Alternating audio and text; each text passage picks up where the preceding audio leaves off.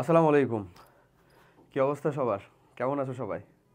আশা করি সবাই অনেক অনেক ভালো আছো। আহ, আশা করি আসলে, কারণ পরীক্ষা পিছিয়ে যাওয়ার নিউজটা আসলে কতটা ভালোভাবে নিয়েছো না নিয়েছো বুঝতে পারতেছি না।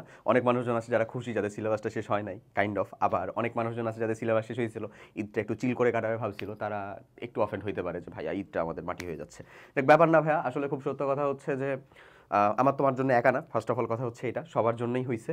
সো একটা সিচুয়েশন যখন এরকমভাবে মানে পুরো একটা হোল মানুষজনের জন্য বা একটা বিশাল মানুষজনের জন্য চেঞ্জ হবে, তখন তোমার স্ট্র্যাটেজি জাস্ট দুইটাই থাকে যেন। এক, সেটা হচ্ছে যে প্রথমত এটা স্বীকার করে নেওয়া। আর সেকেন্ড হচ্ছে, যেহেতু এটা সবার জন্যই হয়েছে, তাই তুমি এখান থেকে যতটা পারো পটেনশিয়ালিটি কাজে লাগিয়ে তোমার জন্য সর্বোচ্চ ইফেক্টিভ মানে আউটকামটা বের করে নিয়ে আসবা, ঠিক আছে? তো সেটার জন্য যা যা কিছু করা দরকার আমাদের কাছে মনে হয়, তার সাপোর্ট তো আমাদের দিক থেকে থাকছেই। সো যাই হোক, আমি পরিচয়টা দিই। আমি মোহাম্মদ আশিকুল ইসলাম, পড়াশোনা করছি ঢাকা ইউনিভার্সিটিতে।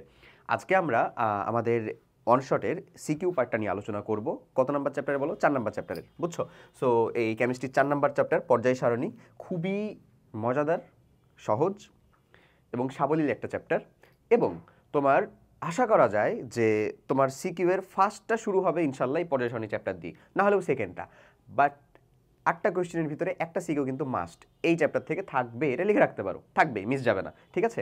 আর একটা এই সময় তোমার কেমিস্ট্রি পড়ার স্ট্র্যাটেজিটা কেমন হওয়া উচিত সেই রিলেটেড আমরা হচ্ছে ক্লাসের ভিতরে আলোচনা না করি, ক্লাসের ভিতরে ধরো এটাকে অনশট আকারেই রাখি, সুন্দর করে যেন আমার মানে কন্টেন্টটা পড়া হয় এরকমভাবেই রাখি। এবং সেপারেটলি আলোচনা আমি আলাদা একটা মানে গাইডলাইন ভিডিওতেই বলে দিব যে এই সময় আসলে আমাদেরকে এই কেমিস্ট্রিটা কীরকমভাবে শেষ করা উচিত। ওকে, সো চলো তাহলে আর আমরা কথা না বাড়িয়ে আমরা হচ্ছে এই চ্যাপ্টারের ফুল আউটলাইনটা বুঝে নিই। এই চ্যাপ্টারের যা যা সিকিউ আসছে টাইপ ওয়াইজ সেগুলো সলভ করে ফেলি। তুমি নিজেও আশা করি থিওরিটিক্যাল পার্টটা কমপ্লিট করে আসছো, তাই আমার সাথে এই চ্যাপ্টারটা শেষ করতে হোপসো তোমার খুব বেশিক্ষণ সময় লাগবে না। সো চলো শুরু করা যাক। ফার্স্টেই চলে যাই আমরা হচ্ছে একেবারে আমাদের জিনিসটাতে, সেটা হচ্ছে টাইপ ওয়াইজ সিকিউটা আমরা শুরু করবো। প্রথমে আসে হচ্ছে আমাদের টপিক অ্যানালাইসিস, যেটা একটা চ্যাপ্টারের প্রতি খুব গুরুত্বপূর্ণ। কি করতে জানো? পুরো চ্যাপ্টারটাকে একটা বেষ্টনী দিয়ে আবদ্ধ করতে। তুমি যদি টপিক অ্যানালাইসিস করে ফেলতে পারো, তাহলে তোমার নখদর্পণ থেকে আসলে বের হওয়ার কিছু নাই যে জিনিসটা মিস গেছে, বুঝছো? সব কিছুই তোমার কাছে থাকবে। এবং একটা ইম্পর্টেন্সের লিস্টও তুমি বলতে পারবা যে আসলে আমাদের কোন জিনিসটা ঠিক কতটা বেশি ইম্পর্টেন্ট, বুঝছো? যেমন ধরো এখানে আমাদের টোটালে 4টা জিনিস আছে, তার ভিতরে সব থেকে গুরুত্বপূর্ণ মানে সব থেকে গুরুত্বপূর্ণের উপরে গুরুত্বপূর্ণ যদি বলো, তাহলে আমাদেরকে অবশ্যই বলতে হবে হচ্ছে ভাইয়া এই যে মৌলের পর্যায়বৃত্ত ধর্ম সম্পর্কিত এই জায়গাটা যেটা আছে, সেটা হচ্ছে মনে করে নাও মানে কয়টা স্টার দিব বলো? 5টা। 5টাকে আমরা 5 স্টার ধরতেছি, মানে সব থেকে বেশি গুরুত্বপূর্ণ জিনিসটা। আচ্ছা, এটা কি হোয়াইট ব্যাকগ্রাউন্ডে ভালো মতন দেখা যাচ্ছে? হ্যাঁ ভাই দেখা যাচ্ছে। ওকে, সব থেকে বেশি গুরুত্বপূর্ণ হচ্ছে কোনটা বলো? 5 স্টার।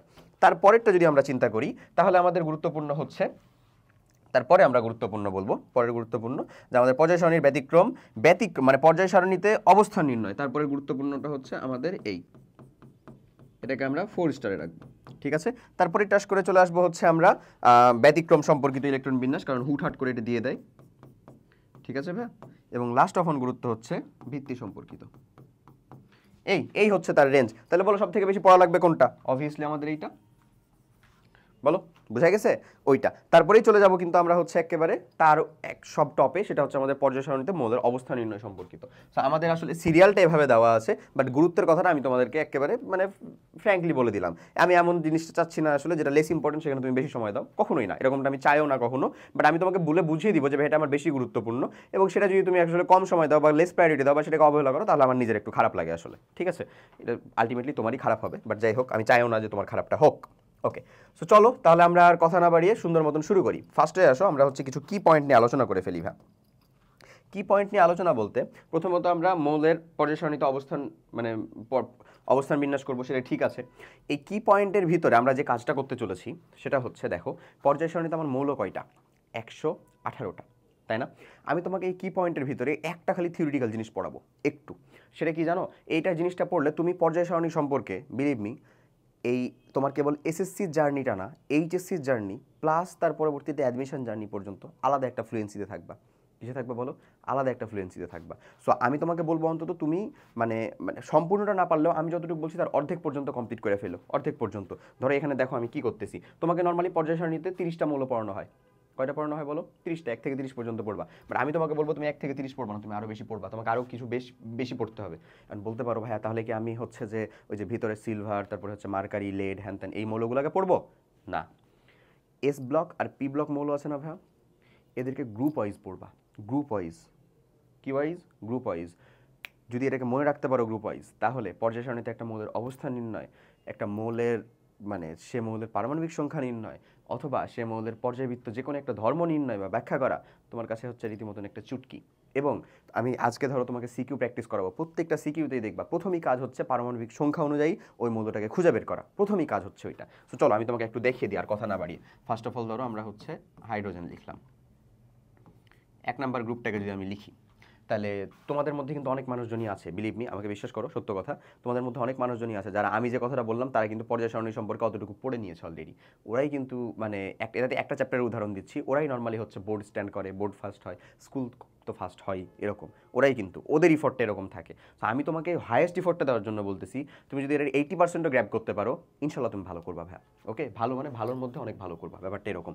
তো এই যে দেখো গ্রুপ 1 নাম্বার আমি লিখতেছি, 1 নাম্বার গ্রুপের এলিমেন্টগুলোকে আমি লিখতেছি, হাইলিনা কে রুবি সাজাবে ফ্রান্সে, এরকম বলা হয় না, তাই কি না? হাই লিনাকে রুবি সাজাবে ফ্রান্সে। এখন এটা হচ্ছিল আমাদের 1 নাম্বার গ্রুপ। চলো আমরা একটু মানে হচ্ছে যে ভালো মতন করে ফেলি, না হলে হচ্ছে যে ঝামেলা পোহাবো আবার।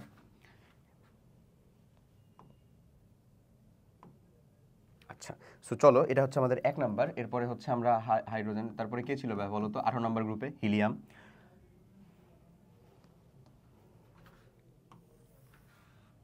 আচ্ছা একটু আমাকে খালি টাইম দাও, বেশিক্ষণ টাইম লাগবে না, খালি একটু আমি যেরকমভাবে করতেছি না ভাইয়া, চেষ্টা করো তুমি কাইন্ডলি হচ্ছে এরকমভাবে একটু কমপ্লিট করার। আমি যে বললাম না, তুমি যে ভালো একটা পাবা, ফ্লুয়েন্সি পাবা, এবং এটা হচ্ছে অক্ষরে অক্ষরে মিলিয়ে নিও। পর্যায় সারণী থেকে কোনো কোয়েশ্চেনে লিটারেলি মানে কোনো একটা সিঙ্গেল কোয়েশ্চেনে তুমি আটকাবা না আর, বুঝছো?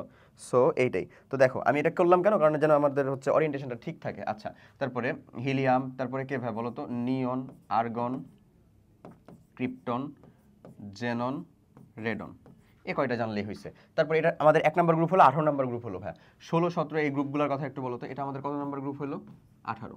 17 নাম্বার গ্রুপের কথা বলো, 16 নাম্বার গ্রুপের কথা বলো, 16। তারপরে হচ্ছে কত রে? 15 নাম্বার গ্রুপ। তারপরে আসো 14 নাম্বার গ্রুপ, 14 নাম্বার গ্রুপ। তারপরে আসো 13 নাম্বার গ্রুপ। এই আচ্ছা 17 নাম্বার গ্রুপ এখানে তো নাই, তাহলে কে? নিয়নের আগে আছে ভাই ফ্লোরিন, ক্লোরিন, ব্রোমিন, আয়োডিন। আমি তোমাকে উপায়ও বলে দিচ্ছি, আমি প্রথমে ড্র করে ফেলি, জাস্ট হচ্ছে যে আমার মানে প্রবাবলি আর 2 থেকে 3 মিনিট লাগবে, জাস্ট ড্রটা করাটা একটু দেখে নাও, তোমার জন্য হোপফুলি সহজ হবে।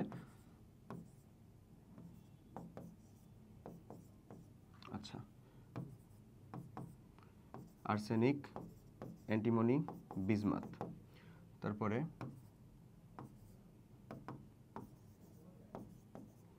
লেড। এই 13 নাম্বার গ্রুপের ভিতরে ছিল হচ্ছে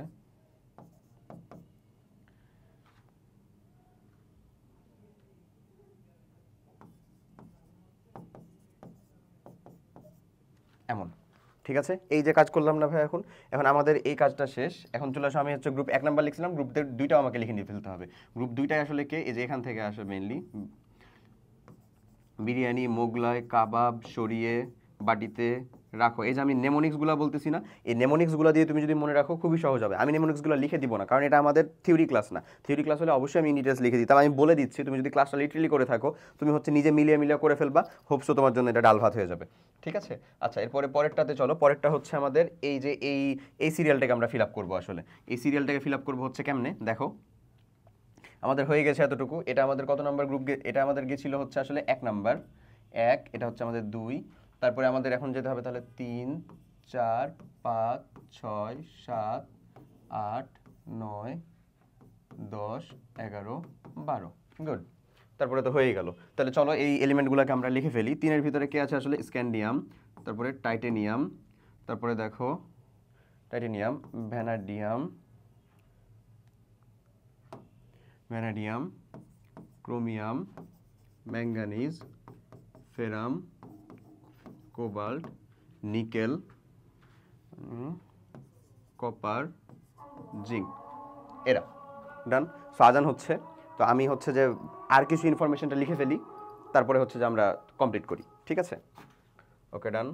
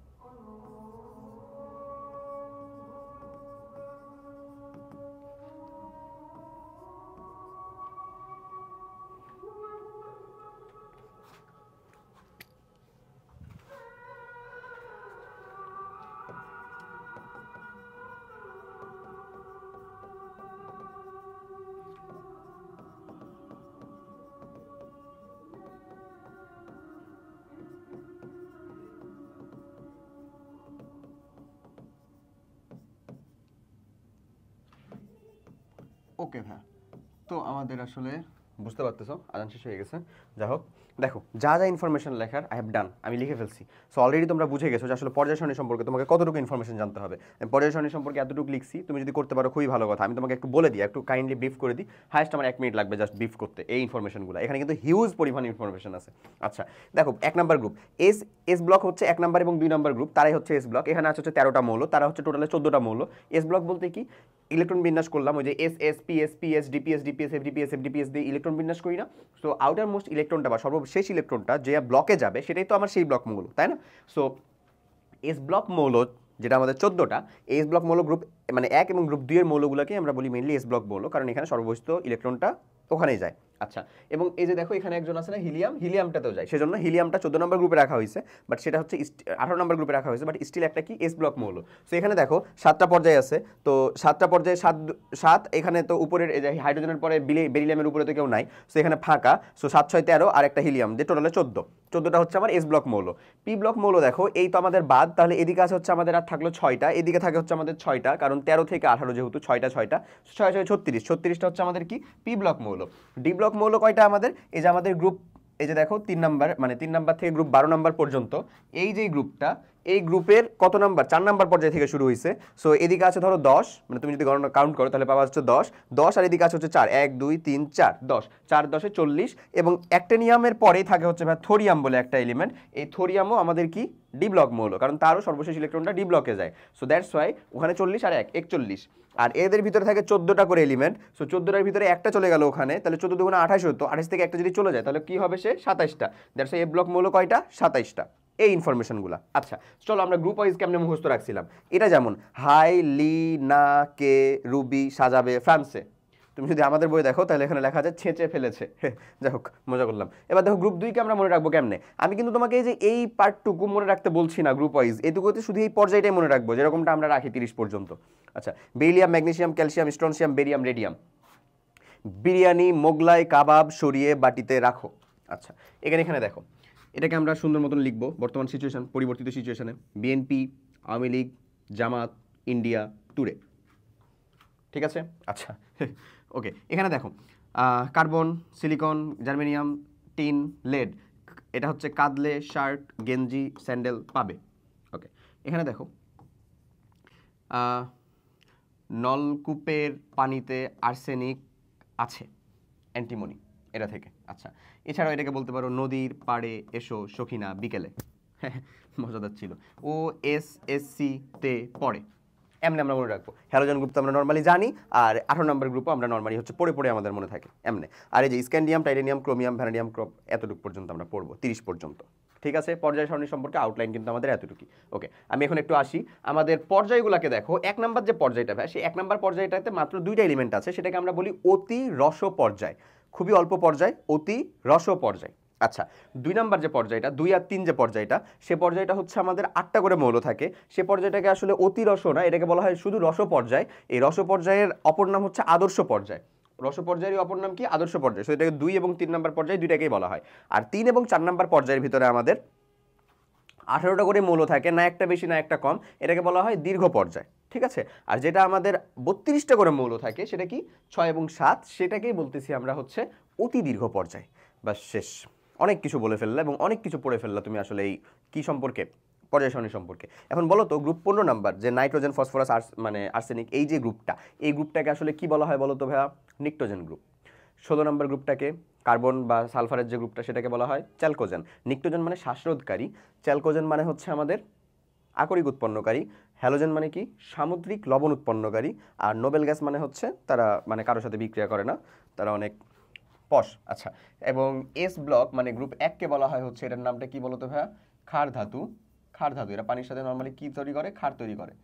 হ্যাঁ, ক্ষার ধাতু, ক্ষার ধাতু। এবং গ্রুপ 2কে বলা হয় হচ্ছে ভাই মৃৎক্ষার ধাতু, মৃৎক্ষার ধাতু। সো হোপসো পারা যাবে, কোনো ইস্যু তৈরি হবে না।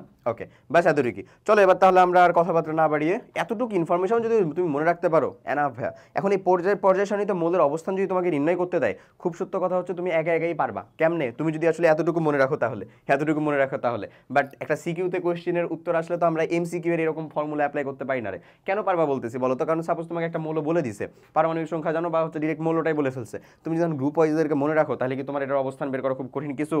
মোটেও কঠিন কিছু না।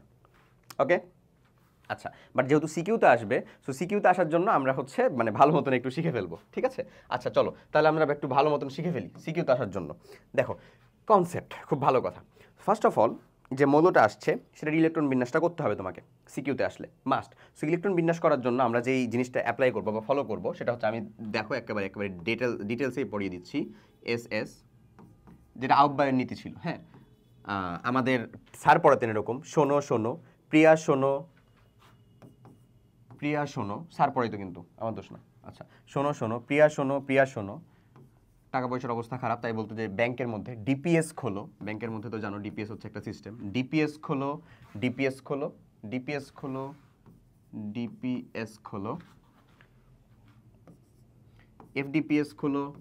ডিপিএস খোলার পরের অবস্থা হচ্ছে এফডিপিএস, যখন টাকা পয়সা জমে যাবে আর কি। এফডিপিএস খোলো। এমন এই হচ্ছে আমাদের অর্ডার। এই মানে আমি যে অর্ডারটা দিছি এই অর্ডারেই কিন্তু একটার পরে আরেকটাতে যে এটা কি করবে, প্রবেশ করবে, বুঝছো? সো চলে আসো, এটুকু যদি আমরা একটু ভালো করে এখানে অ্যাপ্লাই করি তাহলে প্রথমে আমাদের যে কাজটা করতে হবে, এস যেহেতু সর্বনিম্ন শক্তি স্তর, ঠিক আছে, এস যেহেতু সর্বনিম্ন শক্তি স্তর, তো এস সর্বনিম্ন শক্তি স্তরের ভিতরে কিভাবে ইলেকট্রনটা প্রবেশ করে? প্রথমটা থেকে প্রবেশ করবে। সো প্রথমটা থেকে যদি প্রবেশ করে তাহলে এটা হবে হচ্ছে আমাদের ধরে নাও 1, মানে 1 থেকে আমরা শুরু করবো, দিয়ে এস গুলাকে নাম্বারিং করে ফেলবো 1 2 3 4 5 6 7 8। পিটা শুরু হয় হচ্ছে আসলে 2 থেকে, 1 এর তো কোনো পি নাই, তাই না? তো তুমি মাথায় রাখবা, ধরো এস এর পরেই তো পি এর শক্তি, তারপরে ডি এর শক্তি, তারপরে এফ এর শক্তি। তো এসটা যেহেতু 1 থেকে শুরু করে 8 এ শেষ হয়েছে, পি এর ক্রমটা হচ্ছে মানে এস যেটা থেকে শুরু হয়েছে তারপর থেকে শুরু হবে, মানে 1 থেকে শুরু হয়েছিল 2 থেকে শুরু হবে, এবং এস এর এক ঘর আগে শেষ হয়ে যাবে, মানে পিটা তাহলে কোথায় শেষ হয়ে যাবে? 7 এ শেষ হয়ে যাবে। দেখবা, দেখো 2p 3p 4p 5p 6p 7p। তাহলে ডিটা কেমন হবে বলো তো? 3 থেকে শুরু হবে, 6 এ শেষ হয়ে যাবে, তাই না? মজা না? 3 থেকে শুরু হবে, 6 এ শেষ হয়ে যাবে। সো 3 থেকে যদি শুরু হয় তাহলে দেখো আমরা শুরু করি 3d 4d 5d 6d। তাহলে 7টা কত? 4 থেকে শুরু হবে, 5 এ শেষ হয়ে যাবে, মানে এফটা দেখি আমরা। এফটা কই গেল? এফটা এই যে আমাদের এফটা হচ্ছে 4f 5f, ব্যাস শেষ। এই হচ্ছে ইলেকট্রন প্রবেশ করার অর্ডার। ওকে, এখন যত বড় এলিমেন্ট হোক না কেন তুমি পারবা এটাকে করতে। আচ্ছা, তা আহ্বায়ন নীতির তো ব্যতিক্রম আছে, সেটাতে আমরা পরে যাব। আগে চলে আসো তাহলে অবস্থা নির্ণয়ের, যেহেতু আমরা করলাম। সো আমরা হচ্ছে ফার্স্ট অফ অল অবস্থা নির্ণয় করার জন্য এখানে একটা সিম্পল কাজ করে ফেলি। সেটা হচ্ছে দেখো এইরকমভাবে যদি বক্স করে কমপ্লিট করো না, এগুলা ডাল ভাত লাগবে রীতিমতন। হ্যাঁ, আমি যদি খালি চিন্তা করতাম যে এসএসসির সময়টাতে যদি আমারে কেউ একটু এরকমভাবে বলতো কতই না মজা লাগতো। যাই হোক, মজা করলাম আসলে, আমার সময়ও ছিল, আমি নিজে অ্যাকসেপ্ট করতাম না, কারণ পড়াশোনা কার ভালো লাগে বলো, তাই না? তবে কম ছিল, এটা কিন্তু মানতে হবে ভাই, অবশ্যই কম ছিল। হ্যাঁ, তোমাকে যদি আমি গুছিয়ে বলে দিতে পারি তোমার পড়া এতটুকু কম, তাহলে কিন্তু তোমার পড়াশোনার প্রতি আগ্রহ না থাকলেও তোমার একটা দায়বদ্ধতা থাকবে যে তুমি আসলে কমপ্লিট করে ফেলতে চাও, বুঝছো? আচ্ছা, সো যাই হোক, দেখো আমি হচ্ছে যে এখানে কিছু জিনিসপত্র লিখে ফেলি, তাহলে তুমি বুঝতে পারবা।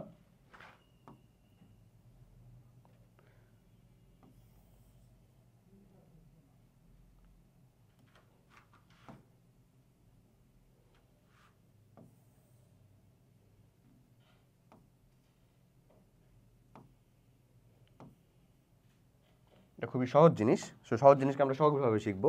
এখানে আমি লিখবো হচ্ছে ব্লক মৌল। তুমি এরকমভাবে একবার পড়বা ভাইয়া, বুঝছো?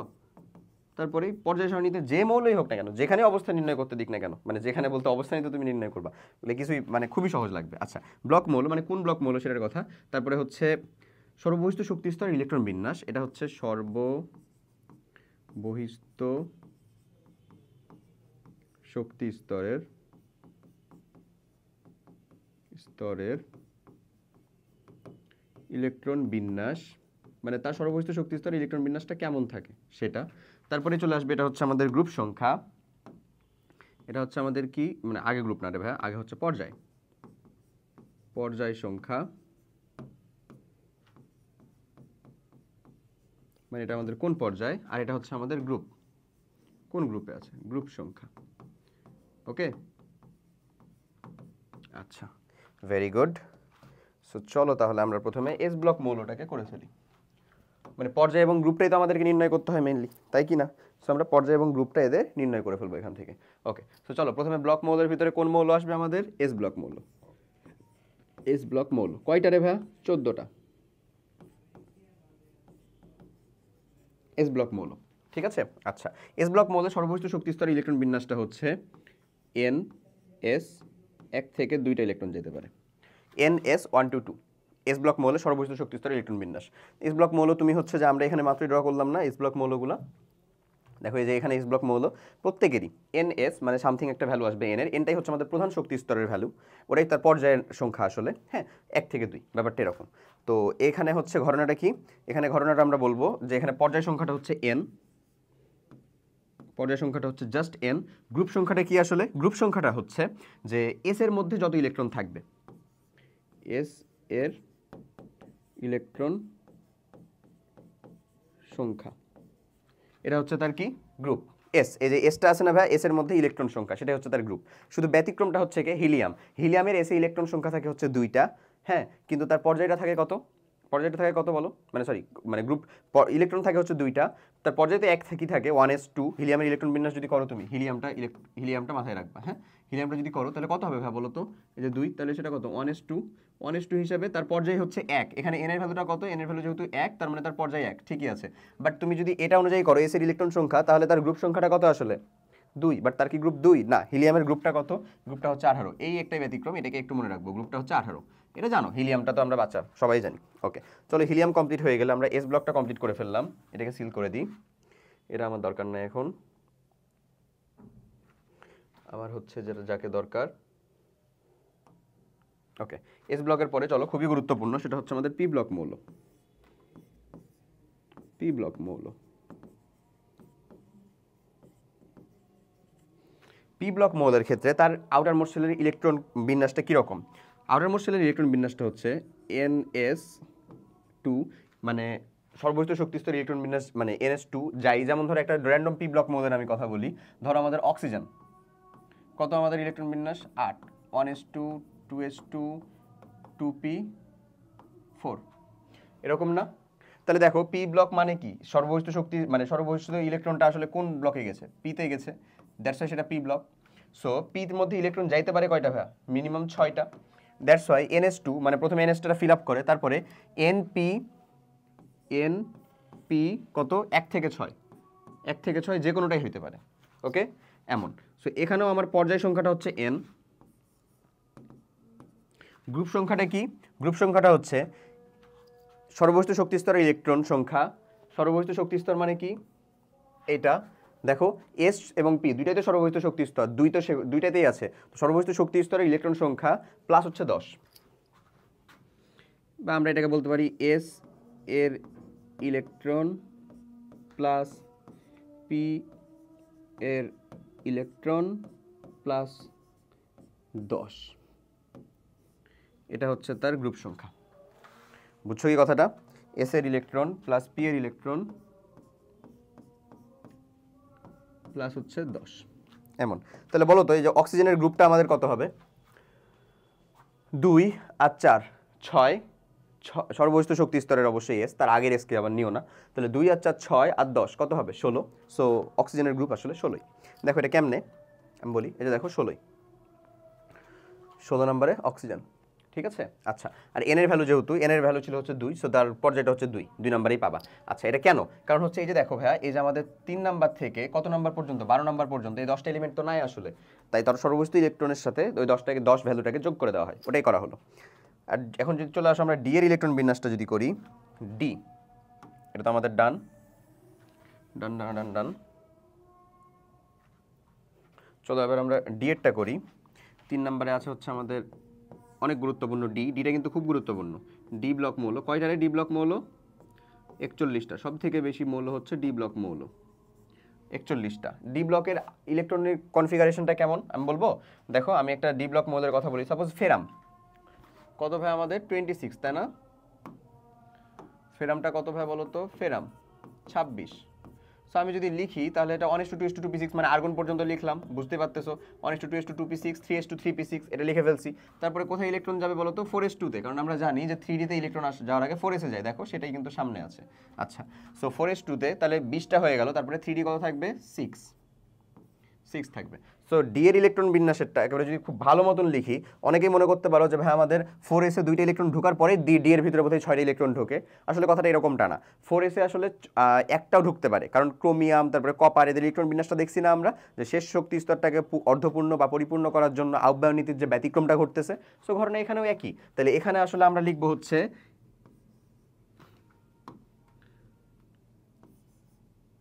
দেখো আমি যদি এটাকে সহগ আকারে সাজাতাম তাহলে আমাদের কত হতো? n-1 ডি 1 থেকে 10 পর্যন্ত থাকতে পারে ইলেকট্রন, অবশ্যই থাকতেই হবে, তাহলে তো ডি ব্লক মৌল।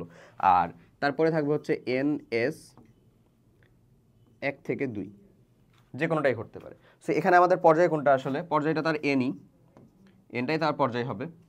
হ্যাঁ, আর গ্রুপটা কি হবে? তার গ্রুপটা হবে হচ্ছে এস এর ইলেকট্রন সংখ্যা প্লাস ডি এর ইলেকট্রন সংখ্যা।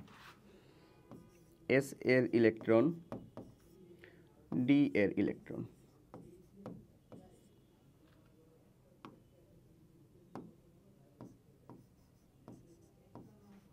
এই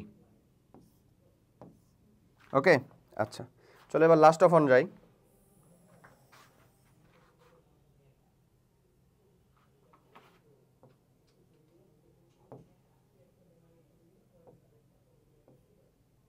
সেটা হচ্ছে এফ ব্লক মৌল, যেটা ইনশাল্লাহ তোমাদের আসবে না, আসেও না।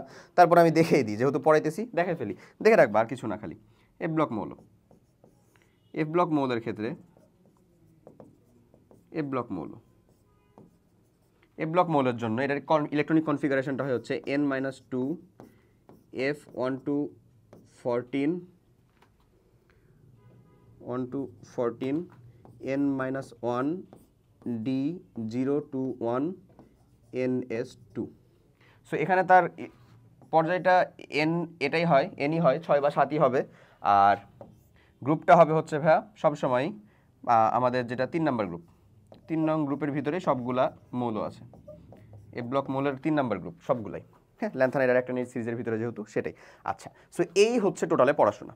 তো এতটুকু পারলে তুমি একটা তোমার সিকিউর ভিতরে 3 মার্ক বা 4 মার্ক আসলে শিওর করে ফেললা, মেক শিওর করে ফেললা।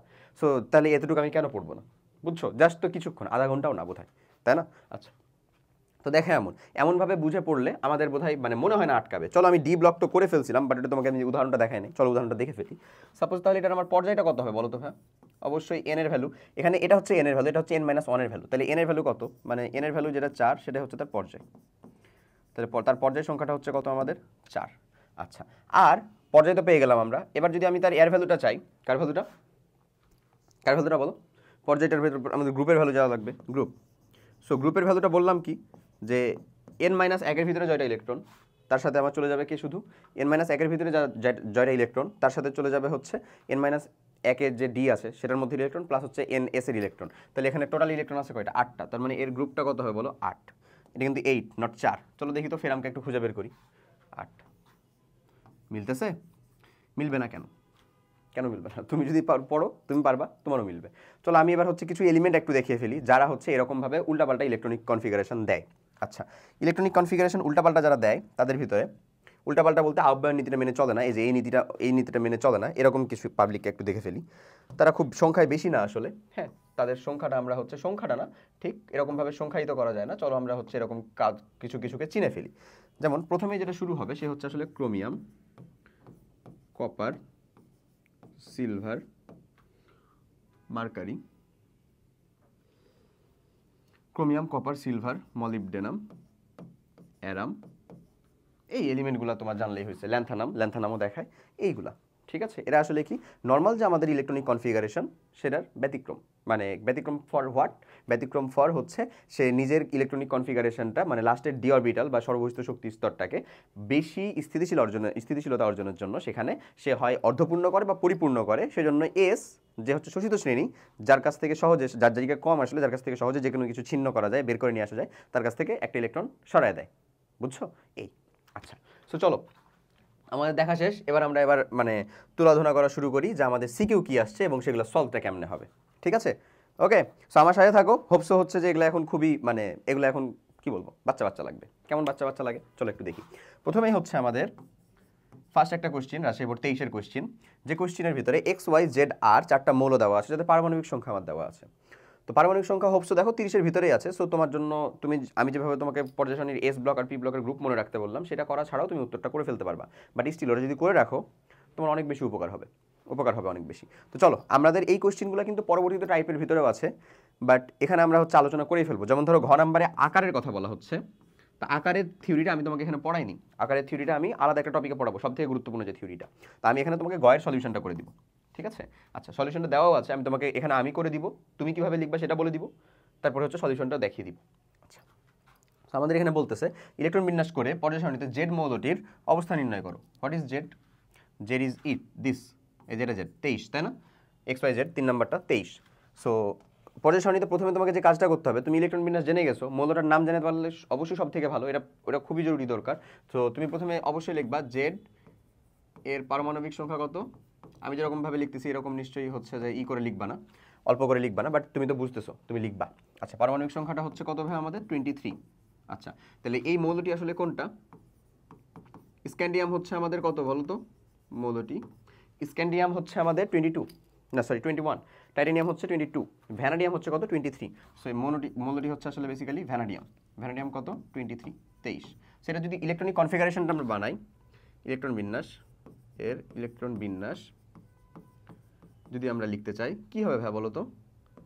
23 vanadium, 1s2 2s2 2p6 3s2 3p6 4s2 3d3, এমন হয় না ইলেকট্রনিক কনফিগারেশনটা? 20 আর 3 23। ওকে, সো আমাদের ক্যালকুলেশনের মূল জায়গাটা কোনটা দেখতে পাচ্ছি আমরা, সেটা আসলে ডি ব্লকের ভিতরে ঢুকছে। সো বেসিক্যালি এটা হচ্ছে একটা ডি ব্লক এলিমেন্ট। এবং ডি ব্লক এলিমেন্টে আউটার মানে আমরা এই যে মাত্রই দেখলাম এখানে যে এই যে ডি ব্লক, এই যে এরকম ইলেকট্রনিক কনফিগারেশনটা সে ফলো করতেছে। এখন তুমি বলতে পারো ভাই এই জিনিসটা তো আমার পরে আছে। আরে বাবা, পরে আগে থাকাটা ব্যাপার না, এটাকে আমি এখন বর্তমানে যেই ক্রমে সাজিয়ে লিখেছি, এটা হচ্ছে শক্তির ক্রম। এটা হচ্ছে আউটবাও দিয়ে গেছিল আমাকে, এই ক্রমটাতে আমি সাজিয়ে লিখেছি শক্তির ক্রম। আর আমার যে সংখ্যা পদ্ধতি, সংখ্যার যে ক্রমটা, সংখ্যার ক্রম অনুযায়ী অবশ্যই 4s2টা পরে, 3d3টা আগে। তো এখানে এটাকে সংখ্যার ক্রমে লেখা আছে, n-1 যেটা আগে সেটাকে আগে লেখা আছে, পরে ওটাকে লেখা আছে। বাট শক্তির ক্রম অনুযায়ী ইলেকট্রন আগে কোথায় প্রবেশ করে? অবশ্যই এসে, মানে এসে প্রবেশ করে বেশি। আচ্ছা, সো চলো এটাকে যদি আমরা দেখি এখন, তাহলে আমরা বলবো যে আমরা জানি যে এটার গ্রুপ মানে পর্যায় হয় কি, এটা ডি ব্লক মৌল। প্রথমে আমরা লিখবো যেটা হচ্ছে, যেহেতু আমাদের ডি ব্লক মৌল, তাহলে এর পর্যায় হবে হচ্ছে আমাদের এন এর ভ্যালু, যেটা হচ্ছে আসলে কত? 4। এবং গ্রুপ হবে হচ্ছে ডি ব্লক মৌলের ক্ষেত্রে গ্রুপ সংখ্যা নির্ণয়ের উপায়টা কি ছিল? এন এস এর ইলেকট্রন সংখ্যা প্লাস n-1 ডি এর ইলেকট্রন সংখ্যা। সো এন এস এর ইলেকট্রন সংখ্যা কত? 2 প্লাস হচ্ছে n-1 ডি এর ইলেকট্রন সংখ্যা কত? 3, হুইচ ইজ বেসিক্যালি 5। তাহলে এর গ্রুপ সংখ্যাটা কত আমাদের? 5 এবং পর্যায় সংখ্যাটা কত আমাদের? 4। সো এখানে আমাদের ভ্যানাডিয়ামকে পেয়ে যাওয়া উচিত। চলো তো আমরা একটু দেখি তো ভ্যানাডিয়ামকে কি আমরা ওখানে পাবো। এই যে ভ্যানাডিয়াম, এই যে ভ্যানাডিয়াম পেয়ে গেছি না? পেয়ে গেছি, ইম্পোস্টার পেয়ে গেছি। বোঝা গেছে? তো এতটুকুই আমাদের কিন্তু লিখতে হবে, খালি এই জিনিসটুকু ব্যাখ্যা করতে হবে, যা যা বললাম এই জিনিসটুকু। বলো তো এই জিনিস কি পারা যাবে না? এখনও কি আর ঝামেলা থাকার কথা না? চলো এটা সলভটা দেখে ফেলি, তোমাকে দেখিয়ে দিই। এই যে দেখো গয়ের উত্তরটা ক্ষেত্রে উদ্দীপকের জেড মৌলটির পারমাণবিক সংখ্যা 23, অর্থাৎ মৌলটি হচ্ছে ভ্যানাডিয়াম। লিখলো ভ্যানাডিয়ামের ইলেকট্রন বিন্যাস নিম্নরূপ, দিলা ইলেকট্রন বিন্যাস। পর্যায় নির্ণয়, ইলেকট্রন বিন্যাস থেকে দেখা যাচ্ছে ভ্যানাডিয়াম সর্ববহিষ্ঠ বাইরের স্তর, প্রপ্রথম শক্তি স্তর হলো n=4। হ্যাঁ সত্য, ভ্যানাডিয়াম চতুর্থ পর্যায়ের মৌল, শেষ ডি ব্লক মৌল। তুমি যদি এটা বলে কাজ করো তাও হবে। আচ্ছা, গ্রুপ নির্ণয়, ভ্যানাডিয়ামের শেষ কক্ষপথে এস অরবিটালে 2টি ইলেকট্রন আর আগের প্রধান শক্তি স্তর ডি অরবিটালে 3টি ইলেকট্রন বিদ্যমান, সুতরাং মৌলটির গ্রুপ 2 + 3 = 5। এর থেকে যদি তুমি এই কথাটা লিখো যে আমরা ভ্যানাডিয়াম একটা ডি ব্লক মৌল, সো ডি ব্লক মৌলের ক্ষেত্রে গ্রুপ সংখ্যা নির্ণয়ের পদ্ধতি হচ্ছে উমুক, তাহলে আরও বেশি ভালো লাগে। এর থেকে দেখো এনে কেন কেন হবে সেটা তুমি যদি জিজ্ঞাসা করো, ওটার উত্তর আছে এখানে নাই। বাট ডি ব্লক মৌলের ইলেকট্রন বিন্যাস মানে ইলেকট্রনের গ্রুপ নির্ণয়টার জন্য বা একটা মৌলের গ্রুপ নির্ণয়ের জন্য উপায় বা নিয়ম তো তুমি জানোই, ওই নিয়মটা বলে দিলা বা শেষ, তাহলে হয়ে যায়। তো ওটাই করে দিলা, হয়ে যাবে। ওকে, বুঝা গেছে না ভাইয়া? সো তাহলে আমরা ঘ নাম্বারের উত্তর মানে এখানে হচ্ছে যে কার আকার কত বড় কার ছোট, এটা তো এখানে দেখবো না, আমাদের টাইপের ভিতরে ওটা যে ইনশাল্লাহ দেখবো, সো এটা ওখানেই থাকুক। হ্যাঁ, আচ্ছা চলো পরের কোয়েশ্চেনের দিকে আমরা যাই। নেক্সট কোয়েশ্চেনটা আমাদেরকে বলতেছে যে 4টা মৌল দেওয়া আছে, ইলেকট্রন বিন্যাসের মাধ্যমে 4টা মৌল, 21 পারমাণবিক সংখ্যা কিন্তু এটা। আচ্ছা এই একটা জিনিস একটু বলে দিই, যেহেতু এখানে আমি করাইতেছি। ধরো এই যে একটা এক্স, একটা এলিমেন্ট, র্যান্ডম এলিমেন্ট, হ্যাঁ, এই র্যান্ডম এলিমেন্টে কোথায় কোন সংখ্যাটা আসলে কি বোঝায় সেটা আমি দেখাচ্ছি। তো এখানে যেটা থাকবে ভাইয়া সেটা হচ্ছে আমাদের বেসিক্যালি জেড, এটা হচ্ছে বেসিক্যালি ভাইয়া এ, এটা হচ্ছে ভাই আমাদের প্লাস মাইনাস এন, এটা হচ্ছে আমাদের ডি। হ্যাঁ, আমি তোমাকে বলে দিই আসলে কোন জায়গাটা কি বুঝাচ্ছে, এটা জানাটা খুব জরুরি আসলে। হ্যাঁ, কোন জায়গাটা কি বোঝাচ্ছে, এই যে এ যেটা সেটা বোঝাচ্ছে আসলে হচ্ছে কি তার ভর সংখ্যা বা নিউক্লিয়ন সংখ্যা, এটাকে অনেক সময় কি বলা হয় নিউক্লিয়ন সংখ্যা। তাহলে এটাকে বলবো হচ্ছে আমরা ভর সংখ্যা বা এটার অপর নামটা কি বলো, নিউক্লিয়ন সংখ্যা।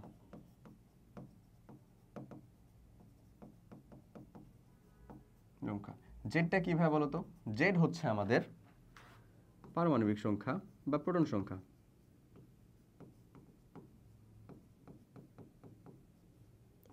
বা প্রোটন সংখ্যা, একই তো কথা, প্রোটন সংখ্যা। ডিটা কি ভাই আমাদের অণুর সংখ্যা।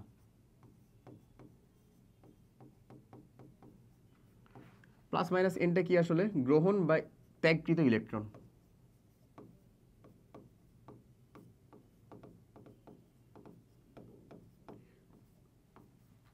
ত্যাগকৃত ইলেকট্রন, এই পারা যাবে না? তাহলে এই যে এখানে নিচে যে জায়গাটা দেওয়া আছে এগুলো আসলে কি তার পারমাণবিক সংখ্যা। তারপর বলে দেওয়া আছে যে এখানে এটা প্রচলিত নয়। আচ্ছা, সো আমাদের এখানে 3টা করতে হবে, এখানে আমাদেরকে 3জনকে বিন্যাস করতে হবে। দেখো কাকে কাকে বিন্যাস করার কথা বলছে, এক্স কে, জেড কে, ডাব্লিউ কে। সো প্রথমে এক্স জেড ডাব্লিউ এরা কারা তাদেরকে একটু খুঁজে বের করি। এক্স হচ্ছে আমাদের 21 পারমাণবিক সংখ্যা, এক্স হলো 21 পারমাণবিক সংখ্যা মানে সে কে আসলে বলো তো ভাই, স্ক্যান্ডিয়ামকে যদি আমাকে ডিরেক্ট করতে বলো তাহলে আমি বলে দিব এটা 4 নাম্বার পর্যায়ের 3 নাম্বার গ্রুপ স্ক্যান্ডিয়াম। ওকে, তারপরে হচ্ছে ধরো 4 নাম্বার পর্যায়ে 3 নাম্বার গ্রুপ 17 ক্লোরিন মানে হচ্ছে আমাদের 3 নাম্বার পর্যায়ের 17 নাম্বার গ্রুপ। তারপরে হচ্ছে 14 মানে হচ্ছে আমাদের কার্বন আবার বলি, 14 মানে হচ্ছে আমাদের সিলিকনটাও কার্বনেরই গ্রুপে, ঠিকই আছে 14 নাম্বার গ্রুপেই আছে। আর পর্যায় তার কত হবে ভাই আমাদের 3 নাম্বার পর্যায়ে হবে। আচ্ছা, তারপর একটা থেকে আছে 11 সোডিয়ামটা হচ্ছে আমাদের কত নাম্বার এর 1 নাম্বার গ্রুপের, আর পর্যায় সংখ্যা হচ্ছে তার 3।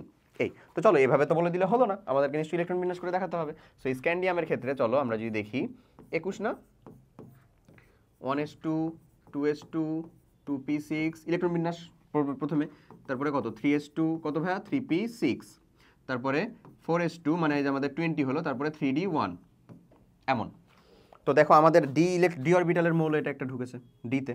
সো তাহলে এখানে আমরা জানি ডি অরবিটালের ক্ষেত্রে পর্যায় কোনটা বলো তো, এন যেটা সেটা হচ্ছে আমাদের পর্যায় হচ্ছে n ইজ ইকুয়ালস টু কত 4, কারণ এটা হচ্ছে n আর এটা হচ্ছে n-1। আচ্ছা, তারপরে গ্রুপ কোনটা ভাই বলো তো, গ্রুপটা হচ্ছে আমাদের n এর ইলেকট্রন এবং d এর ইলেকট্রন, মানে হচ্ছে s এর ইলেকট্রন এবং d এর ইলেকট্রন 2 + 1 ইজ ইকুয়ালস টু কত আমাদের 3, শেষ, ডান। তারপরে চলো আমাদের কত y হচ্ছে আমাদের 17, সেটা হচ্ছে আমাদের কি তাহলে ক্লোরিন। সো ক্লোরিন এটা যদি 17 হয় তাহলে দেখো এই কিন্তু আমাদের এই ডি এর মতন করে হিসাব নিকাশ হবে না, দেখো দেখি ডি এর কি হয় 1s2 2s2 2p6 3s2 3p5 হয়ে গেছে না আমাদের 17, 10 5 আর 2 7 17। আচ্ছা, সেটা কি একটা পি ব্লক মৌল না, দেখো ns2 np 1 থেকে 6 এর ভিতরে আছে, পি ব্লক মৌল না, পি ব্লক মৌল। সো এখানে হচ্ছে আমাদের তার গ্রুপ সংখ্যাটা কি হবে, গ্রুপ সংখ্যা মানে গ্রুপ না আগে পর্যায় নিই, হ্যাঁ আগে হচ্ছে আমরা পর্যায়। সো পর্যায় হয় হচ্ছে basically n which is 3 and গ্রুপটা হচ্ছে আমাদের গ্রুপটা কি ছিল ভাই বলো তো? পি ব্লক মৌলের ক্ষেত্রে 10 এক জায়গাতে এক্সট্রা যোগ করতে হতো, মনে আছে? আচ্ছা, এস এর ইলেকট্রন সংখ্যা প্লাস পি এর ইলেকট্রন সংখ্যা প্লাস কত 10। সো এস এবং ই এর ইলেকট্রন সংখ্যা প্লাস হচ্ছে 10, তাহলে এখানে বলবো আমরা 2 প্লাস 5 প্লাস হচ্ছে 10 হুইচ ইজ ইকুয়ালস টু 17। শেষ, ঠিক আছে। এবং লাস্ট অফ অন হচ্ছে আমাদের ডাব্লিউ লাগবে আমাদের জেড। ও এক্স এর পরে ওয়াই বলে নাই রে, জেড বলছিল। আচ্ছা চলো জেড করে দিই, সমস্যা কি, সবই করে ফেললাম, ধরু এত বেশি খাটাখাটনি করার দরকার আছে? আচ্ছা চলো আমরা হচ্ছে যে তাহলে জেডকে বের করি। জেড ইজ বেসিক্যালি 14 মানে কি তুমি তো বুঝছোই। 14 মানে কি আসলে? সোডিয়ামের পরে ম্যাগনেসিয়াম 12, তারপরে অ্যালুমিনিয়াম 13, তারপরে কে বলো তো? সিলিকন 14। সো এটা কত আমাদের? সিলিকন। সো সিলিকন যদি হয়, সিলিকন সিটি, সিলিকন হচ্ছে 14 which is 1s2 2s2 2p6 3s2 কত হলো ভাই বলো তো? 12 এবং 3p2, এই তাহলে 14। সো এটাও কি একটা পি ব্লক এলিমেন্ট। সো এখানে গ্রুপ সংখ্যাটা কি আমাদের? সরি আগে পর্যায় নিল, আগে পর্যায় লিখে ফেলো, পর্যায়। সো পর্যায়টা হচ্ছে আমাদের এন মানে হচ্ছে আমাদের 3 এবং গ্রুপটা হচ্ছে আমাদের, পর্যায়টা হচ্ছে এন, গ্রুপটা হচ্ছে আমার এস এর ইলেকট্রন, পি এর ইলেকট্রন প্লাস 10। এস এর ইলেকট্রন কত? 2, পি এর ইলেকট্রন কত? 2 প্লাস হচ্ছে 10 মানে কত আমাদের? 2 প্লাস 2 প্লাস হচ্ছে 10 which is equals to 14। Clear না? আচ্ছা তারপরে যদি সোডিয়ামকে করি, এখানেই করে দিই, আশা করি বুঝতে পারতেছো তো। সোডিয়ামকে যদি করি, ডাব্লিউ হচ্ছে আমাদের 11, দরকার তো নাই আর এত ভেঙে করার, কারণ এখন তো তুমি বুঝেই গেছো সোডিয়াম ইলেকট্রন বিন্যাস কত হবে রে? 1s2 2s2 2p6 3s1। দেখো এটা কেন করার কারণটা কি? এদের আউটার মোস্ট শেল কিন্তু এটাই শুধুমাত্র, এটা কিন্তু আবার ঠিকই এস ব্লক মৌল। সো এস ব্লক মৌলের ক্ষেত্রে আমাদের গ্রুপটা কি হতো ভাই বলো তো? আগে গ্রুপ না কেন বারবার গ্রুপ লিখতেছি কেন রে? আগে পর্যায়টা কি হতো আমাদের? পর্যায়টা হচ্ছে তার এন কত? 3। গ্রুপটা কি হতো তার? গ্রুপটা হচ্ছে তার আমাদের ডিরেক্ট যেটা এস এর ইলেকট্রন সংখ্যা সেটাই, কত সেটা? 1। সো এই চলো তো আমরা যা যা নির্ণয় করলাম তা ঠিক আছে কিনা একটু দেখে ফেলি। সো ফার্স্ট অফ অল আগে আমরা ডিটারমিন করি যে আমাদের উত্তরগুলো কোথায় কোথায়। এখানে একটা উত্তর, ওকে, এখানে একটা উত্তর, ওকে, এখানে একটা উত্তর, ওকে, এখানে একটা উত্তর, ওকে। চলো দেখে ফেলি। দেখো স্ক্যান্ডিয়ামের গ্রুপ আর পর্যায় কই? স্ক্যান্ডিয়াম কইরে নির্ণয় করছে। সো এই যে চতুর্থ পর্যায়ে অবস্থিত, এটাকে আগে স্ক্যান্ডিয়ামের অবস্থান নির্ণয় করছে। চতুর্থ পর্যায় গ্রুপ কইরে বাবা, পর্যায় তো বুঝলাম। সিলিকন স্ক্যান্ডিয়ামের চতুর্থ পর্যায়ে 2টি 3 হবে। এই যে গ্রুপ 3 পর্যায় হচ্ছে কত? 4। গ্রুপ 3 পর্যায় 4, তাহলে পর্যায় 4 গ্রুপ 3 ডান, 100-100। আচ্ছা তারপরে স্ক্যান্ডিয়ামের পরে চলে আসবে হচ্ছে আমাদের কি ভাইয়া? সিলিকন। সো সিলিকনের ক্ষেত্রে বলতেছে দেখো তার গ্রুপ মানে পর্যায় হচ্ছে 3 আর গ্রুপ হচ্ছে কত আমাদের? 14, 3 14। চলো আমরা দেখে ফেলি। সিলিকন নির্ণয় করছি না? এই যে সিলিকন, ক্লোরিন তো বলিনি আমরা, এটা এক্সট্রা নির্ণয় করছিলাম।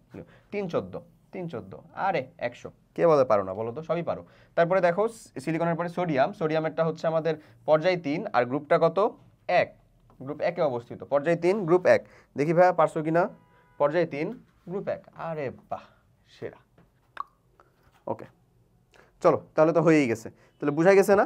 দেখছো এই টাইপের কোশ্চেন কিরকম ভাবে কমন আসে। সেখানে ঘ নাম্বারেও কোশ্চেন ছিল। ঘ নাম্বারের কোশ্চেনটা কি ছিল রে?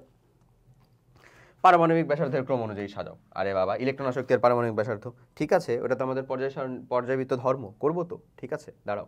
চলো তাহলে পরেরটা চলে আসি। সেম এখানে হচ্ছে আমাদের এক্স ওয়াই জেড এলিমেন্ট দেওয়া এবং তাদের প্রোটন সংখ্যা দেওয়া। এই যে দেখো এটা হচ্ছে 47, এই যে একটা বড় আসছে, হ্যাঁ বড়গুলো আমরা একটু করি। এটা হচ্ছে 47ই কিন্তু সিলভার। আচ্ছা এটা হচ্ছে 1, ওকে। সো এখানে বলতেছে প্রথম কোশ্চেনটা, পর্যায় সারণীর গ্রুপ 1 এক্স এর অবস্থান যুক্তিসঙ্গত কিনা ব্যাখ্যা করো। সো এক্সটা আসলে কে ভাই বলো তো? হ্যালোজেন। হ্যালোজেনটাকে গ্রুপ 1 এ রাখা যুক্তিসঙ্গত কিনা? যুক্তিসঙ্গত। কেন? কারণ হ্যালোজেনের ধর্ম দুজনের সাথে মিলে। এক হচ্ছে গ্রুপ 1 বা ক্ষার ধাতুর সাথে মিলে, ক্ষার ধাতু সাথে, আর একটা হচ্ছে ভাই হ্যালোজেনের সাথে মিলে। মানে এটা হচ্ছে গ্রুপ 1 এর সাথে মিলে আর গ্রুপ 17 এর সাথে মিলে। আচ্ছা গ্রুপ 17 এর সাথে মিলে। সো আমি একেবারে ইন ডিটেলস মানে মুদ্রা কথাটা বলে দিই। মুদ্রা কথাটা হচ্ছে যে গ্রুপ মানে হাইড্রোজেন যে আছে সে আমার একটা ইলেকট্রন খুব সহজেই ত্যাগ করতে পারে, খুব সহজে ত্যাগ করলে মানে একটা ইলেকট্রন ত্যাগ করে যে আয়নিত হয় বা যৌগ গঠন করে সেটা কিন্তু আসলে ক্ষার ধাতু। সো তাদের সাথে হচ্ছে এই ধর্মটা পুরোপুরিভাবে মিলে যায়। হ্যাঁ, এছাড়াও তার ধাতব বৈশিষ্ট্য সব ম্যাক্সিমাম প্রায় সকল যৌগতেই তার ধাতব বৈশিষ্ট্য দেখা যায়। বিশেষ করে অনেক অনেক সমযোজী যৌগ আছে যেগুলো প্রায় আয়নিকের মতন কাজ করে। লাইক আমি তোমাকে একটা উদাহরণ দিই, যেমন HCl, এই যৌগটাকে তোমার মনে হতে পারে এটা আয়নিক যৌগ, বাট এটা আসলে কেমন একটা যৌগ বলো তো? এটা কিন্তু সমযোজী যৌগ, ইলেকট্রন শেয়ারের মাধ্যমে হয়েছে, বাট এটার মধ্যে আণবিক বৈশিষ্ট্য অনেক বেশি, এটা প্রায় আয়নিকের মতনই কাজ করে। হ্যাঁ, সো এখানে কিন্তু এই যে এইচটা আসলে একটা হাইড্রোজেন দান করছে এরকমই আলটিমেটলি মানে অ্যাপিয়ারেন্স ঘটে যায় আসলে। সো যাই হোক, তো যেটা আমি তোমাকে বলছিলাম হ্যালোজেন হওয়ার জন্য, এই যে এখানে এখানে যদি এটাও হ্যালোজেন হইতো তাহলে তো যৌগই গঠিত হইতো না, হইতো কি মানে আয়নিক ধর্মই তো অ্যাটলিস্ট হইতো না। আচ্ছা, সো এটা সমযোজী ধর্ম চলে আসতো। আমি তোমাকে যেটা বলতেছি, সমযোজী বৈশিষ্ট্য শুধুমাত্র একটাই তার ভিতরে ফুটে ওঠে, সেটা হচ্ছে কি যে সে একটা ইলেকট্রন অন্য আরেকজনের সাথে একটা ইলেকট্রন শেয়ার করতে পারে। সো একটা ইলেকট্রন শেয়ার করলে সে সমযোজী বন্ধনে আবদ্ধ হবে, যেটা শক্তি কিন্তু কম। একটা ইলেকট্রন ত্যাগ করলে সে আয়নিক বন্ধনে আবদ্ধ হবে, সেটা শক্তি কিন্তু যথেষ্ট বেশি। দ্যাটস ওয়াই যেটা ঘটে আসলে সেই ইলেকট্রন ত্যাগ করাটাকে বেশি প্রেফার করে, এবং দ্যাটস ওয়াই সেটাকে আমরা কোন গ্রুপে রাখবো বলো তো? ত্যাগ করার গ্রহণ করার ক্ষেত্রে অবশ্যই ধাতুর গ্রুপে রাখবো। ত্যাগ করার ক্ষেত্রে সেটা হচ্ছে 1 নাম্বার গ্রুপে, সেজন্যই তাকে 1 নাম্বার গ্রুপে রাখা হয়। এই কথাগুলাই তোমাকে এইখানে সুন্দর মতন এটা বিন্যাস করে বলা আছে।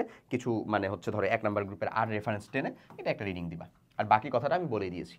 ঠিক আছে, ওকে। এরপরে দেখো খুব গুরুত্বপূর্ণ একটা কোয়েশ্চেন, সেটা হচ্ছে গ্রুপের ওয়াই এবং জেড মৌল উভয় ইলেকট্রন বিন্যাসের সাধারণ নিয়ম অনুসরণ করে কি করে না? ওয়াই আর জেড। সো ওয়াই হচ্ছে আমাদের 14 আর জেড হচ্ছে আমাদের 47। তো 47 হচ্ছে সিলভার, এবং যে ইলেকট্রন বিন্যাসের নিয়মটা সাধারণ নিয়ম ফলো করে না তার ভিতরে কিন্তু আমি সিলভারের একটা দিছিলাম, এজি সিলভার দিছিলাম না? তো ও আসলে করে না। কেমনে করে না চলো আমরা নির্ণয় করে দেখে নিই, মানে এক্সাইটেড নির্ণয় করার জন্য। আর ওয়াই যেটা 14 সে হচ্ছে আবার সিলিকন, সে তো করে, এটা আমরা দেখছি না? সে তো আমাদের করে, ইলেকট্রন বিন্যাসের সাধারণ নিয়মটা সে ফলো করে।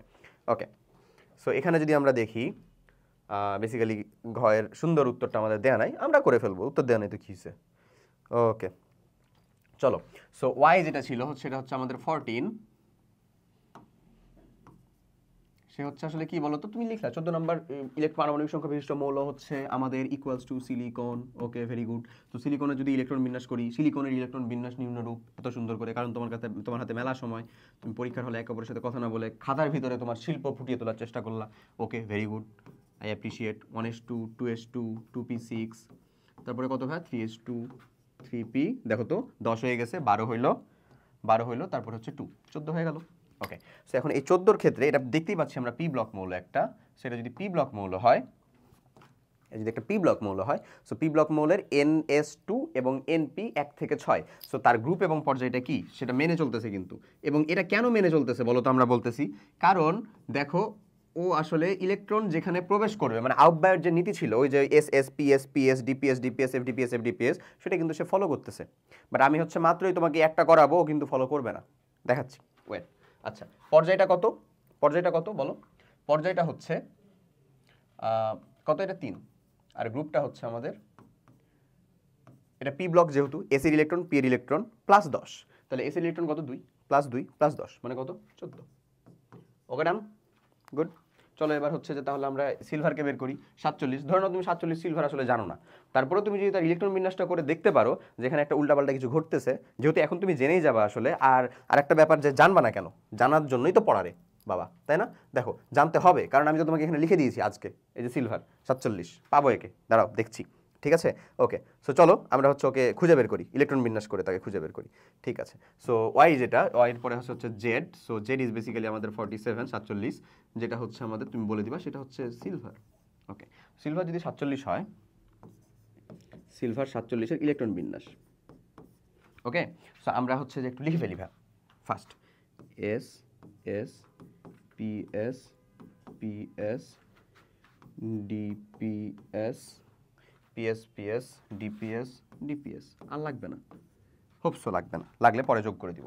ওকে, চলো আমরা লিখি, সেটা হচ্ছে আমাদের এই যে এটা হচ্ছে আমাদের 1 2 3 4 5 6, আমি কিন্তু সিরিয়াল অর্ডারটা ফলো করছি। ঠিক আছে, আচ্ছা, তারপরে পি এরটার ক্ষেত্রে আমরা কত বলবো বলো ভাইয়া? 2 3 4 5। তোমার মনে হতে পারে এখানে বেশি সময় লাগবে না, বরঞ্চ এরকমভাবে কইরো, দ্রুত হয়ে যাবে। কেন নিয়মটা সে ফলো করছে না সেটাও তুমি উত্তরটা খুব সহজেই বুঝে যাবা। আচ্ছা, তারপর এটা হচ্ছে 3D, এটা হচ্ছে আমাদের 4D। আচ্ছা, সো চলো আমরা খুঁজে বের করি। ওকে, সো আমরা প্রথমে ইলেকট্রনগুলো বসানো শুরু করি। 47 না? বসাও। 2 1s2 2s2 2p6, কত হলো? 10টা। 3s2 সরি 3s3 হলো না 3s2 3p6 18টা 4s2 20টা 3d10 30টা 47 যেতে হবে কিন্তু 30টা 4p6 যেহেতু ইলেকট্রন যেমন প্রবেশ করবে আমি তো প্রবেশ করাচ্ছি ঠিক আছে এই যে 4p6 মানে সরি 4p6 মানে কয়টা হয়ে গেছে আমাদের 36টা 36টার পরে 5s2 5s আর 4d কার ভিতরে আগে যাবে অবশ্যই 5s এর ভিতরে 5s2 38 38 আর হচ্ছে যে আমাদের 47 না 38 আর আমাদের 47 হওয়ার জন্য কত থাকে 9 4d কত 9 তাহলে এটা এই একে কার মতন লাগতেছে বলো তো এটা কি কপারের চাচাতো ভাই হয়ে আছে না হ্যাঁ এরে তুমি তো কপারের চাচাতো ভাই তুমি এখানে কেন এরকম হয়ে আছে না হওয়া উচিত ছিল এইটা বুঝছো এই দুইটা কিন্তু আমাদের লাগবে না এখন আমি তো ব্যাকআপ হিসেবে রাখছিলাম ধরো হওয়া উচিত ছিল এইটা বাট হয় কোনটা জানো পারবা আশা করি বলো তো কোনটা হয় দেখো আমার যেহেতু বোর্ড সো আমি হচ্ছে সুন্দর মতন আলহামদুলিল্লাহ আমি হচ্ছে যে একটু এটা সুবিধা নিতে পারবো হ্যাঁ সো আমি হচ্ছে সুবিধাটা একটু নিয়ে নিলাম ভাইয়া তোমরা কিছু মনে করো না ঠিক আছে এবং আমি সুবিধাটা নিয়ে হচ্ছে যে একটু সুবিধাবাদীর মতন আচরণ করলাম যে এক্স্যাক্টলি হয় কোনটা উচিত ছিল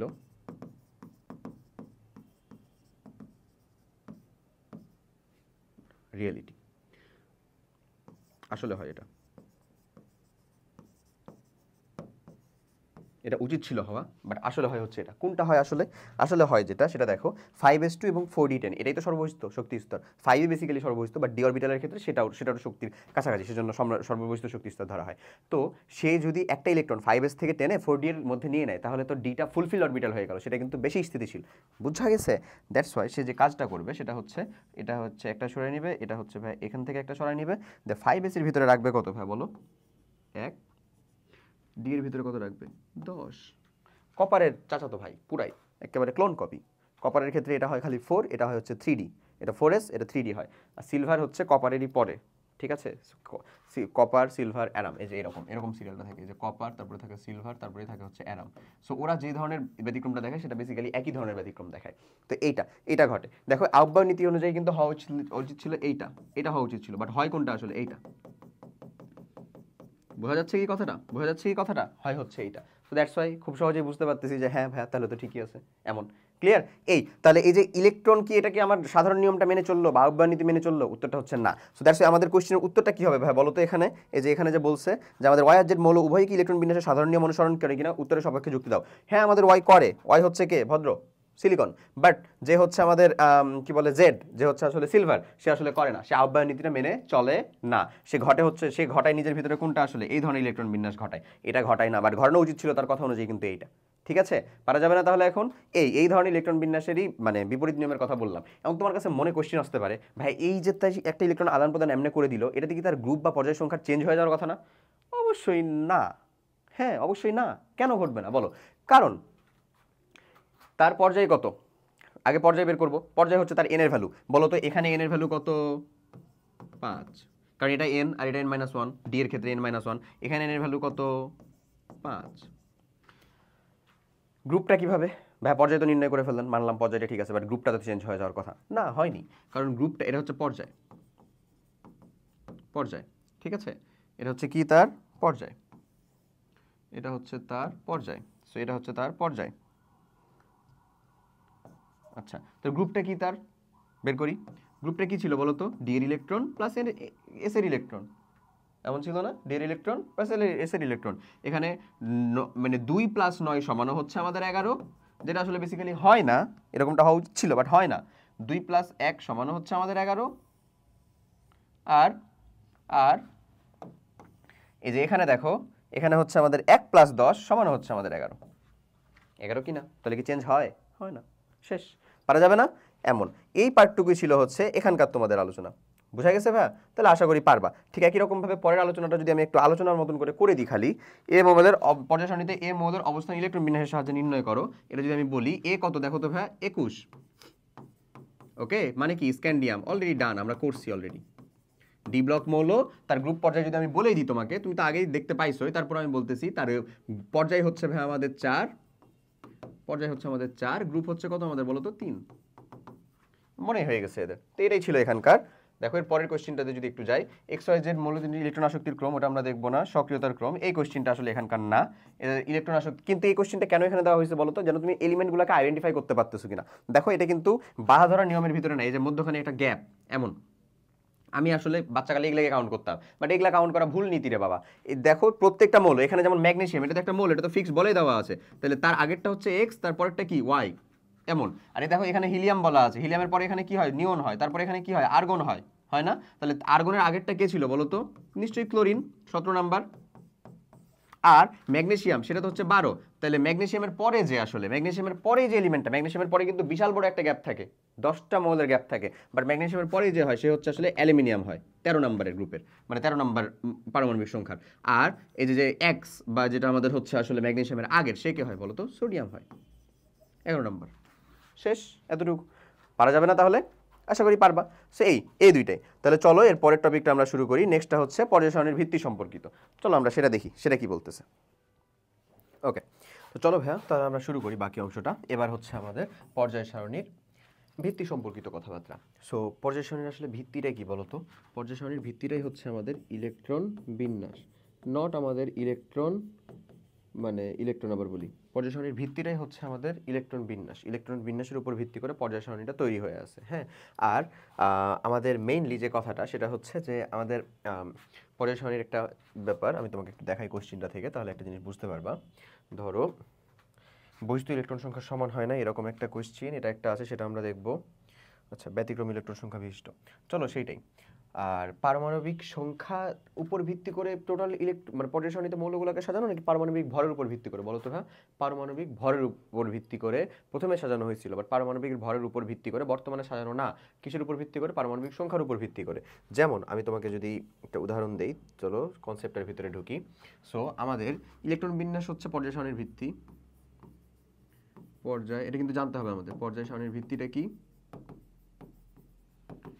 ভিত্তিটা হলো আমাদের ইলেকট্রন বিন্যাস। আচ্ছা, ওকে, এই পর্যায় ইলেকট্রন বিন্যাসের উপর ভিত্তি করে সেটা দাঁড়িয়ে আছে। ওকে, এবং আমরা যদি আরেকটা কথা বলি যে আমাদের মৌলগুলোকে কিসের ঊর্ধ্বক্রম অনুসারে বা অর্ধক্রম অনুসারে সাজানো হয়েছে, কিসের ঊর্ধ্বক্রম? পারমাণবিক সংখ্যার উপর, পারমাণবিক সংখ্যা, নট পারমাণবিক ভর, পারমাণবিক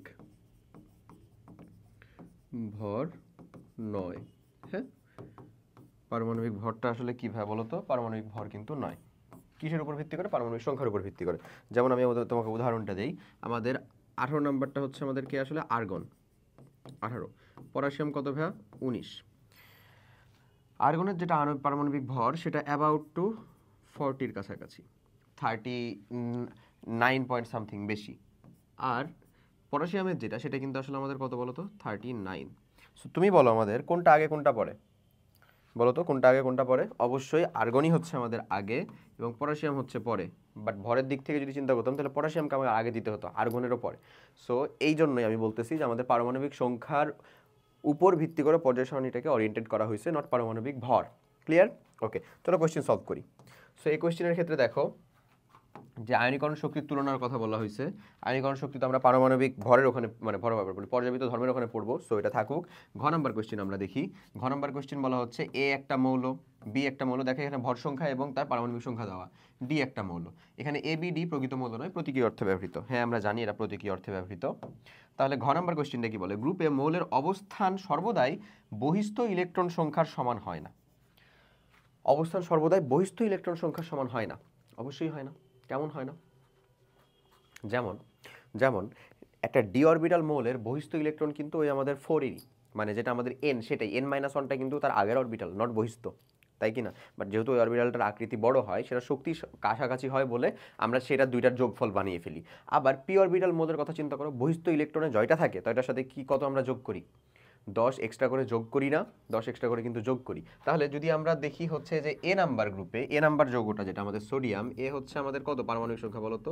11। সো এটা হচ্ছে আসলে বেসিক্যালি সোডিয়াম 11। এটা হচ্ছে আমাদের 1s2 2s2 2p6 3s1। That's right, এটা ঠিক আছে। এর গ্রুপ সংখ্যা কত? এর গ্রুপ সংখ্যা হচ্ছে,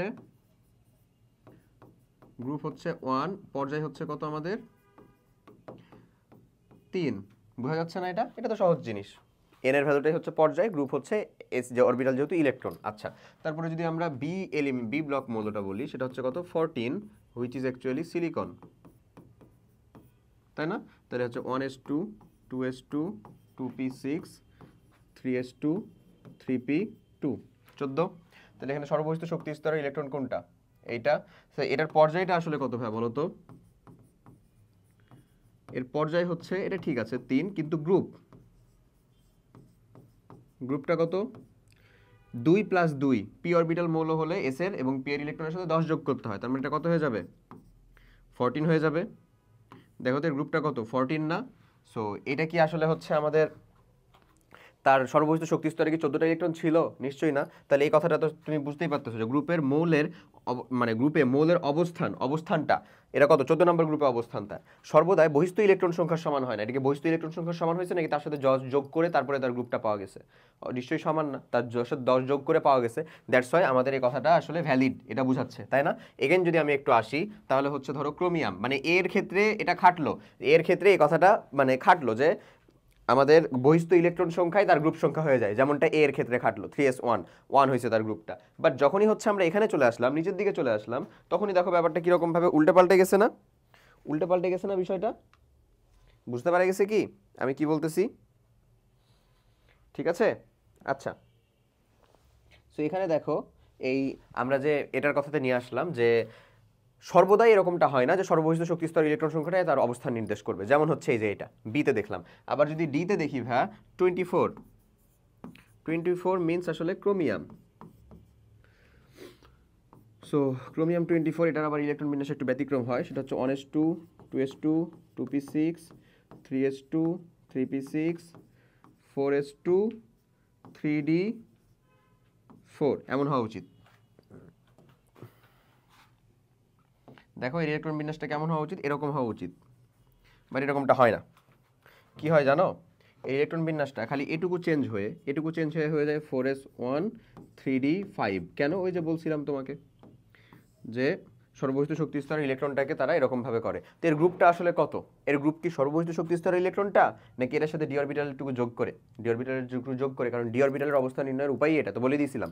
তাহলে ডি অরবিটালেরটুকু যোগ করে, দ্যাটস ওয়াই এটাকে আমরা বলতে পারি যে হ্যাঁ এটা সঠিক যে গ্রুপের অবস্থান সবসময় তার সর্ববহিষ্ঠ শক্তি স্তরের ইলেকট্রনের সংখ্যার সমান হয় না। কখনো কখনো পি অরবিটালের ক্ষেত্রে 10 যোগ করা লাগে, আর ডি অরবিটালের ক্ষেত্রে ডি অরবিটাল ইলেকট্রন সংখ্যাটাকেও যোগ করা লাগে। এটুকুই ব্যাখ্যা, বাস শেষ। পারা যাবে না? ওকে, চলো এবার আমরা পর্যায় সারণীতে ইলেকট্রনের বিন্যাসের ব্যতিক্রম এটা দেখব। সো ব্যতিক্রম নিয়ে তো আমরা কথাবার্তা বলে ফেলছি, আসলে ব্যতিক্রমটা কার ব্যতিক্রম ঘটে বলো তো ভাইয়া? আউফবাউ নীতির ব্যতিক্রম ঘটে। আউফবাউ নীতির ব্যতিক্রম ঘটে। আউফবাউ নীতি কোনটা ছিল? ওই যে S S PS P S D P S DPS, এটাই তো তার শক্তির অর্ডারটা। সো আগে এস ফিল আপ না হলে তো ডিতে যাওয়ার কথা না ইলেকট্রন, বাট এটা এরকম দেখা যায় যে এস এর থেকে মানে এস এর 2টা ফিল আপ হয়ে না হয়ে এসে একটা ফিল আপ হয়েছে এবং ডিটা তার পরিপূর্ণ বা অর্ধপূর্ণ হওয়ার জন্য ইলেকট্রন ডিতে চলে গেছে। এরকমটা অনেক সময়ই হয়। একটু তো ভাইয়া হুট করে আবার গরম লাগতেছে কেন বলো তো? এই ঠান্ডার ভিতরে হাফ পরে আসি তারপরও। আচ্ছা একটু ওকে, সো বোঝা গেছে। এবং ওদের যে সিরিয়ালটা, সেই সিরিয়ালটা আমরা দিয়ে দিছিলাম না? ওই সিরিয়ালটা আমরা দিয়ে দিছি না? ওই সিরিয়ালটা কে কে এরকম ঘটায় বলো তো? ক্রোমিয়াম কত সে আসলে 24, কপারটা হচ্ছে আসলে কত 29, মলিবডেনাম এগুলো তোমরা করবা, সিলভার, অ্যারাম, ল্যান্থানাম, থোরিয়াম, এই তো আর কত দেখবা? এই কয়টা দেখলেই হয়েছে, এই যে এই কয়টা। তো আমরা আর ইলেকট্রন বিন্যাস এখানে তাদেরটা করবো না। যত তুমি আসলে ভাইয়া মানে বেশি নাম্বারের এগুলার কিন্তু এই যে পরবর্তী ধরো সিলভার বা অ্যারাম থেকে, অ্যারামের পর থেকে কিন্তু এগুলার ইলেকট্রনিক কনফিগারেশনের নাম্বারটা কিন্তু বেশ বড়। সো এগুলা তুমি যখন করতে থাকবা তখন দেখবা হচ্ছে এগুলাতে কিছু প্রবলেম তুমি ফেস করতেছো। তো এগুলা একবার অন্তত মিনিমাম প্র্যাকটিস করতে হবে। হ্যাঁ, তো এখানে কি কোয়েশ্চেন আসছে সেটাই দেখি আমরা, তাহলে তো প্র্যাকটিস করতে পারবো। ধরো এই কোয়েশ্চেনটা তো আমরা রিপিটেড হয়েছে অলরেডি। দেখো তো পর্যায় সারণীর গ্রুপ 1 এক্স মৌলের অবস্থান যুক্তিসঙ্গত কিনা বল করছি, আর ওয়াই এবং জেড মৌল উভয় ইলেকট্রন বিন্যাসের সাধারণ নিয়ম অনুসরণ করে কিনা। ওয়াই যেটা হচ্ছে 14, এ ছিল হচ্ছে সিলিকন, এ তো করলাম তো একটু আগে। জেড যে হচ্ছে 47, যে হচ্ছে সিলভার, এ তো করে নাই ভাই, করছিল করে নাই। সো এটা আমাদের অলরেডি ডান। তো চলো এখানকার অন্য টাইপের কোয়েশ্চেন আসছে সেটা দেখি, এটা তো অলরেডি ডান আমাদের। এটাকে দেখো, এই কোশ্চেনটা, আচ্ছা এটা আমাদের কোনটার আসলে সিলেট বোর্ড 23-এর কোশ্চেনটাতে বলতেছে পর্যায় সারণীতে এ মৌলের অবস্থানে ইলেকট্রন বিন্যাসের সাহায্যে নির্ণয় করো। পারবো আশা করি, ঠিক আছে। আচ্ছা তারপরে বলতেছে এখানে এটা হচ্ছে ভাই 24, এটা হচ্ছে আমাদের 29। বি এবং সি মৌল দুইটির ইলেকট্রন বিন্যাস সাধারণ নিয়মের ব্যতিক্রম, সেটা ব্যাখ্যা করো। বি আর সি এর ইলেকট্রন বিন্যাস সাধারণ নিয়মের ব্যতিক্রম, অবশ্যই ব্যতিক্রম, ক্রোমিয়াম আর কপার, এটাই তো পড়াচ্ছিলাম প্রথমে। 24 কে ক্রোমিয়াম না ভাইয়া, ক্রোমিয়াম, তুমি প্রথমে লিখলা 24 মৌলটা হচ্ছে ক্রোমিয়াম, বের করলা, তারপরে ব্যতিক্রমটা কি আসলে 1s2 2s2 2p6 3s2 3p6, তারপরে 4s2 হয়ে 3d4 হওয়া উচিত। বাট এই যে ঝামেলাটা পাকাই হচ্ছে এখানেই, যে তারা আসলে যে কাজটা করে যে 4s থেকে একটা ইলেকট্রন 3d টেনে নেয়, কারণ সে অর্ধপূর্ণটা হচ্ছে বেশি স্থিতিশীল। দ্যাটস ওয়াই ঘটনাটা ঘটে হচ্ছে এরকম, 4s1 3d কত বলো তো 5, এটা হচ্ছে আসলে ঘটে গ্রিনটা। ওকে, এগেন যদি আমি কপারের কথা চিন্তা করি, কেন এটা ঘটে সেটার কারণটাই কিন্তু আমি বলতেছি। কারণটাই হচ্ছে যে 3d5 মানে তার অর্ধপূর্ণ অবস্থা অথবা 3d10 পরিপূর্ণ অবস্থাটা বেশি স্থিতিশীল, এই স্থিতিশীলতা অর্জনের জন্য আসলে এই ঘটনাটা ঘটে। সো এটা যদি আমরা করি 1s2 2s2 2p6 3s2 3p6 4s2 3d9, এমন না? 4s2 এবং 3d9, ঠিক আছে। 4s2 3d9টা এটা হওয়া উচিত ছিল, এটা হওয়া উচিত ছিল কার নীতি অনুযায়ী? আউটবায়ার নীতি অনুযায়ী। বাট এখানে দেখা যাচ্ছে যে 4s থেকে যদি একটা ইলেকট্রন 3d নিয়ে নেয় তাহলে সে 3d10 হয়ে যাবে এবং বেশি স্থিতিশীল হয়ে যাবে। দ্যাটস ওয়াই ও যে ঘটনাটা করে সেটা হচ্ছে, আমরা এটাকে গ্রিন দিয়ে লিখবো, because green is sign of purity. 4s1 3d কত হয়ে যাবে বলো ভাইয়া? 10। এই ঘটনাটা ঘটায় এরা। পারা যাবে? আশা করি পারা যাবে। সো এটাই ব্যাখ্যা করতে বলছো তোমরা, যে বি এবং সি এলিমেন্ট দুইটা আসলে কি আমাদের রেগুলার নিয়মের হচ্ছে সাধারণ ইলেকট্রন বিন্যাস নিয়মের ব্যতিক্রম, এটা ব্যাখ্যা করো। পারবো না? গুড। তাহলে চলো পরের কোশ্চেনের দিকে দেখি তোমাকে। পরের কোশ্চেনটা দেখো, এখানেও ঘ নাম্বার তো আকারের ক্রম অনুযায়ী সাজাতে হবে, এটা আমরা করব হচ্ছে ওই যে আমাদের পর্যায়বৃত্ত ধর্মের ভিতরে, এরপরে আছে যেটা। এরপরে দেখো পারমাণবিক ভর পর্যায় সারণীর মূল ভিত্তি নয়, উদ্দীপকের জেড এবং কিউ এর আলোকে ব্যাখ্যা করো। যেটার কথাই বললাম, পারমাণবিক ভর কি আমার পর্যায় সারণীর মূল ভিত্তি নাকি পারমাণবিক সংখ্যা? উত্তর বলো। পারমাণবিক সংখ্যা অবশ্যই, পারমাণবিক ভর নয়। ভালো করে মাথায় রাখো কিন্তু হ্যাঁ, পারমাণবিক ভর নয়, কি পারমাণবিক সংখ্যায়, পারমাণবিক ভর না, পারমাণবিক সংখ্যায় আমাদের কি আসলে পর্যায় সারণীর মূল ভিত্তি।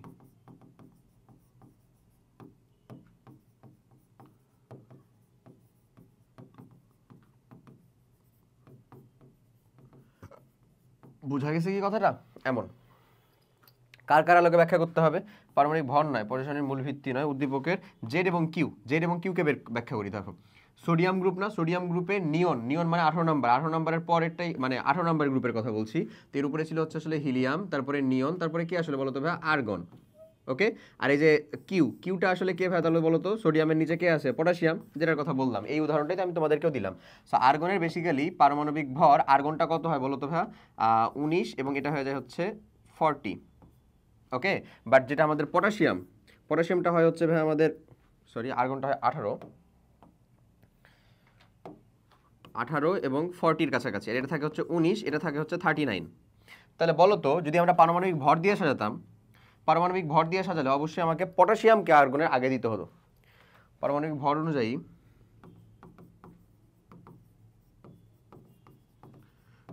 অনুযায়ী কে আমাদের? পটাশিয়াম এর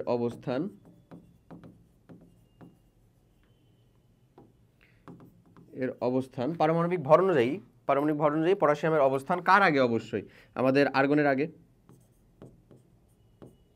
আর্গন এর আগে। কিন্তু বাস্তবে বলে না আসলে আগে, যেটা তো অবশ্যই মানে স্ববিরোধী একটা কথা, নিজেই তো বুঝতেছো, যা পর্যায়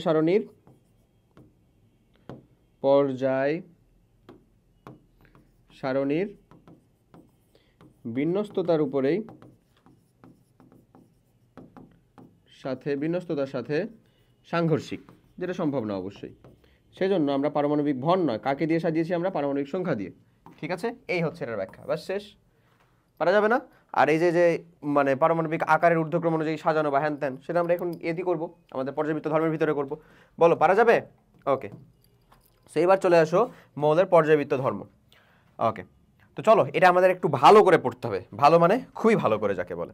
ঠিক আছে, আচ্ছা, সো এখানে আমাদের কিছু সিকিউ আছে, এই যে এখান থেকে ধরো ধরো আমাদের সিকিউ আছে। চলো আমরা সিকিউগুলোকে একটু ভালো করে পড়ে ফেলবো, নো ইস্যুজ, আশা করি পারবো। তো আমাদের মৌলের পর্যাবৃত্ত ধর্ম সম্পর্কিত যখন পড়তে হবে, তখন আমরা প্রথমে মৌলের পর্যাবৃত্ত ধর্ম কাকে বলে সেটা এখানে আলোচনা করে ফেলবো, পরে ওখানে যে আমরা মৌলের 3টা পর্যাবৃত্ত ধর্ম নিয়ে আলোচনা করব। ওকে, 3টা মৌলের পর্যাবৃত্ত ধর্ম নিয়ে আলোচনা করব। আচ্ছা, মৌলের পর্যাবৃত্ত ধর্ম কাকে বলে?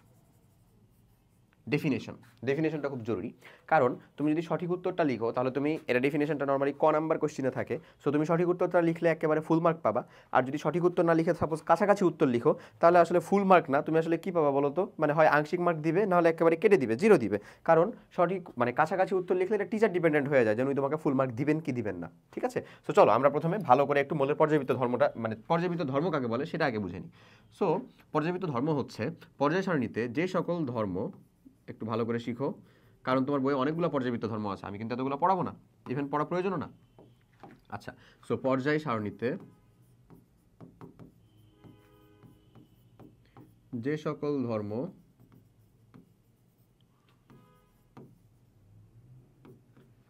পর্যায় সারণীতে যে সকল ধর্ম মৌলের পারমাণবিক সংখ্যার উপর ভিত্তি করে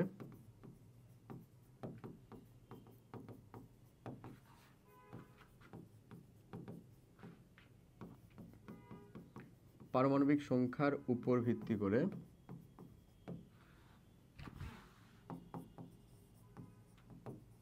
পর্যায়ক্রমে আবর্তিত হয়।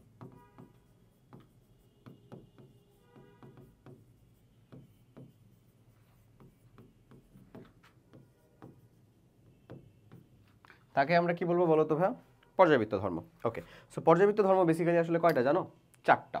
বাদ বাকি যে পর্যাবৃত্ত ধর্ম তাদেরকে আসলে জোর করে পর্যাবৃত্ত ধর্ম বানানো হয়েছে। চলো আমরা সেগুলোকে একটু শিখে ফেলি, তারপরে কোশ্চেন সলভ করা আমাদের জন্য ডাল ভাত হয়ে যাবে।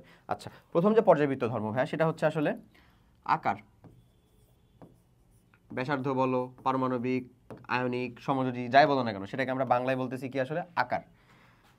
আর 3টা পর্যাবৃত্ত ধর্ম হচ্ছে আমাদের আয়িত।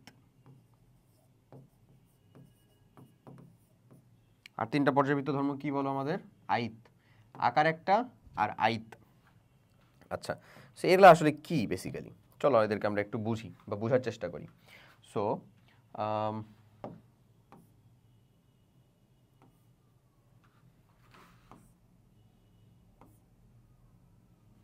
তো এটা যে জিনিসটা বোঝাচ্ছে সেটা হচ্ছে একটা পর্যায়ের বাম থেকে ডানে যাওয়া, আর একটা, সো এটা যে জিনিসটা বোঝাচ্ছে একটা পর্যায়ের বাম থেকে ডানে যাওয়া, আর এটা হচ্ছে একটা গ্রুপের উপর থেকে নিচে আসা। এটা যেটা বোঝাচ্ছে একটা পর্যায়ের বাম থেকে ডানে যাওয়া এদিকটা, আর এটা বোঝাচ্ছে হচ্ছে গ্রুপের উপর থেকে নিচে আসা। আকারটা যেটা হয়, একটা পর্যায়ের বাম থেকে ডানে যদি যায় একটা পর্যায়ে, নির্দিষ্ট একটা পর্যায়ে, তাহলে আকারটা নর্মালি হচ্ছে হ্রাস পায় বা কমে, হ্রাস। এবং উপর থেকে যদি নিচে আসি তাহলে এটা হচ্ছে ভাই বৃদ্ধি। ওকে, আচ্ছা, ঠিক আছে। কিরকম ভাবে আয়িত, এই আয়িত জিনিসটা একটা পর্যায়ের বাম থেকে ডানে গেলে আসলে কি হয় ভাই? এটার উল্টা ঘটে, তার মানে বৃদ্ধি পায়। আর উপর থেকে নিচে আসলে সেটা কি হয় বলো? কমে। আয়িতটা আসলে কি? 3টা পর্যাবৃত্ত ধর্ম, আকারটা একটা সেপারেট, আর আয়িত হচ্ছে 3টা। এই 3টা আসলে কি কি ভাই বলো তো? এই 3টা হচ্ছে আয়নীকরণ শক্তি,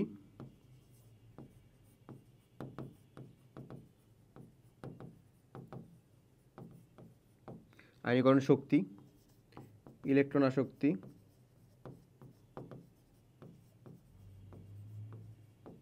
আয়নীকরণ শক্তি, ইলেকট্রন আসক্তি, তড়িৎ ঋণাত্মকতা, ঋণাত্মকতা। তো এদেরকেই হচ্ছে ডিটেলসে আমাদেরকে পড়তে হবে, একটু ডিটেলসে না পড়লে এখান থেকে আমরা উত্তর করতে পারবো না। আর একবার যতটুকু ডিটেলস পড়তে হয় ততটুকু পড়ে ফেললে আমাদেরকে কেউ আটকাতেও পারবে না। সো চলো আমরা একটু পড়ে ফেলি। প্রথমত হচ্ছে আকারটার কথা যদি আমরা বলি, এটা পর্যায়ের বাম থেকে ডানে গেলে নর্মালি আকারটা কি পাচ্ছে? হ্রাস পাচ্ছে। মানে আমি আকারটা এখানে ব্যাখ্যা করে দিতে পারবো। সো আকারটার জন্য আমাদেরকে আলাদাভাবে জায়গাতে যাওয়ার দরকার নাই, আকারটা হচ্ছে আমরা এখানে ব্যাখ্যা করে ফেলি। হ্যাঁ, যেটা বললাম যে একটা পর্যায়ের বাম থেকে ডানে গেলে আমাদের কি হচ্ছে, আকারটা মেইনলি হ্রাস পাচ্ছে। কেন? কারণ দেখা যায় ধরো আমি যদি নাইট্রোজেন এবং অক্সিজেন দুইজনকেই ধরো যদি লিখি, নাইট্রোজেন একই পর্যায়ে তারা যেহেতু 7 1s2 2s2 2p3, oxygen 8 1s2 2s2 2p4। দেখো ভাইয়া সর্ববহিষ্ঠ শক্তি স্তরটা সেমই থাকতেছে, সর্ববহিষ্ঠ শক্তি স্তরটা সেমই থাকতেছে, বাট একটা করে ইলেকট্রন এবং একটা করে প্রোটনের সংখ্যা বেড়ে যাচ্ছে। কোথায় বেড়ে যাচ্ছে? যত আমি এক ঘর করে যাব, তাই না? সো তুমি চিন্তা করো, একটা করে ইলেকট্রন একটা করে প্রোটন বাড়লে একই জায়গার ভিতরে আকর্ষণ বলটা নিশ্চয়ই বেড়ে যাবে, ইলেকট্রন তো প্রোটনকে আকর্ষণ করে। সো আকর্ষণ বলটা যদি বেড়ে যায় তাহলে সে সর্ববহিষ্ঠ শক্তি স্তরটাকে আকর্ষিত করে ছোট করে রাখতে পারবে, শ্রিঙ্ক করে রাখতে পারবে। সো আকারটা কি হচ্ছে, বেসিক্যালি ছোট হয়ে যাচ্ছে। ওকে, বাট জানা কথা আমাদের, বাট একটা গ্রুপের যদি উপর থেকে নিচে আসি তাহলে দেখবো সর্ববহিষ্ঠ শক্তি স্তরে ইলেকট্রন বিন্যাসটা সেম থাকবে, কিন্তু একটা নতুন করে শক্তি স্তর যুক্ত হতে থাকছে। যেমন ধরো সোডিয়ামের যদি হয় 3s1, পটাশিয়ামের যদি হয় 4s1, তাহলে দেখো 3 এর থেকে 4 যখন আসতেছে তার মানে একটা নতুন শক্তি স্তর যুক্ত হচ্ছে। আকারটা অবশ্যই চোখ বন্ধ করে বড় হবে, হবে না? 3 এর থেকে কি 4 বড় না আমাদের? অবশ্যই বড়। কথাটা কি ক্লিয়ার? আকারটার ভিতরে একটা খুব মজাদার জিনিস আছে, যে মজাদার জিনিসটা আমাদের এসএসসি পর্যায়ে এখন আসা শুরু হয়েছে। সেটা হচ্ছে দেখো তো, সোডিয়াম এখানে আছে আর এখানে আছে হচ্ছে সোডিয়াম প্লাস, এখানে আছে হচ্ছে ক্লোরিন, এখানে আছে হচ্ছে ক্লোরিন মাইনাস। বলো তো সোডিয়াম আর সোডিয়াম প্লাসের ভিতরে কে বড় কে ছোট? মানে আকার আমি আয়নের সাথে তুলনা করছি এখন, বলো একটু ভালো করে, সোডিয়াম এবং সোডিয়াম প্লাসের ভিতরে কে বড় কে ছোট? অবশ্যই ঘটনাটা হচ্ছে এরকম, সোডিয়ামটা হচ্ছে আমাদের বড়, সোডিয়াম প্লাসটা হচ্ছে আমাদের ছোট। তাহলে এখানে উল্টাটা হয়, এখানে হচ্ছে ক্লোরিনের থেকে ক্লোরাইড মাইনাস আয়নটা বড়। আচ্ছা, এটা বেসিক্যালি কিভাবে হচ্ছে? ওকে, তো চলো আমরা সেটা শিখে ফেলি। একটা কথা হচ্ছে, তাহলে এখান থেকে আমরা একটা সিদ্ধান্ত নিতে পারবো কিন্তু মৌলের থেকে তার ক্যাটায়নের আকারটা ছোট হয়, ক্যাটায়নটা ছোট হচ্ছে আর অ্যানায়নটা বড় হয়। তাহলে মৌলের থেকে আমরা বলতে পারি, মৌলের থেকে আমরা ধাতু অধাতুতে গেলাম না, আমরা ডিরেক্ট মৌল বলে দিলাম তাকে, মৌলের থেকে তার ক্যাটায়নের আকার ছোট হয়, তার ক্যাটায়নের আকার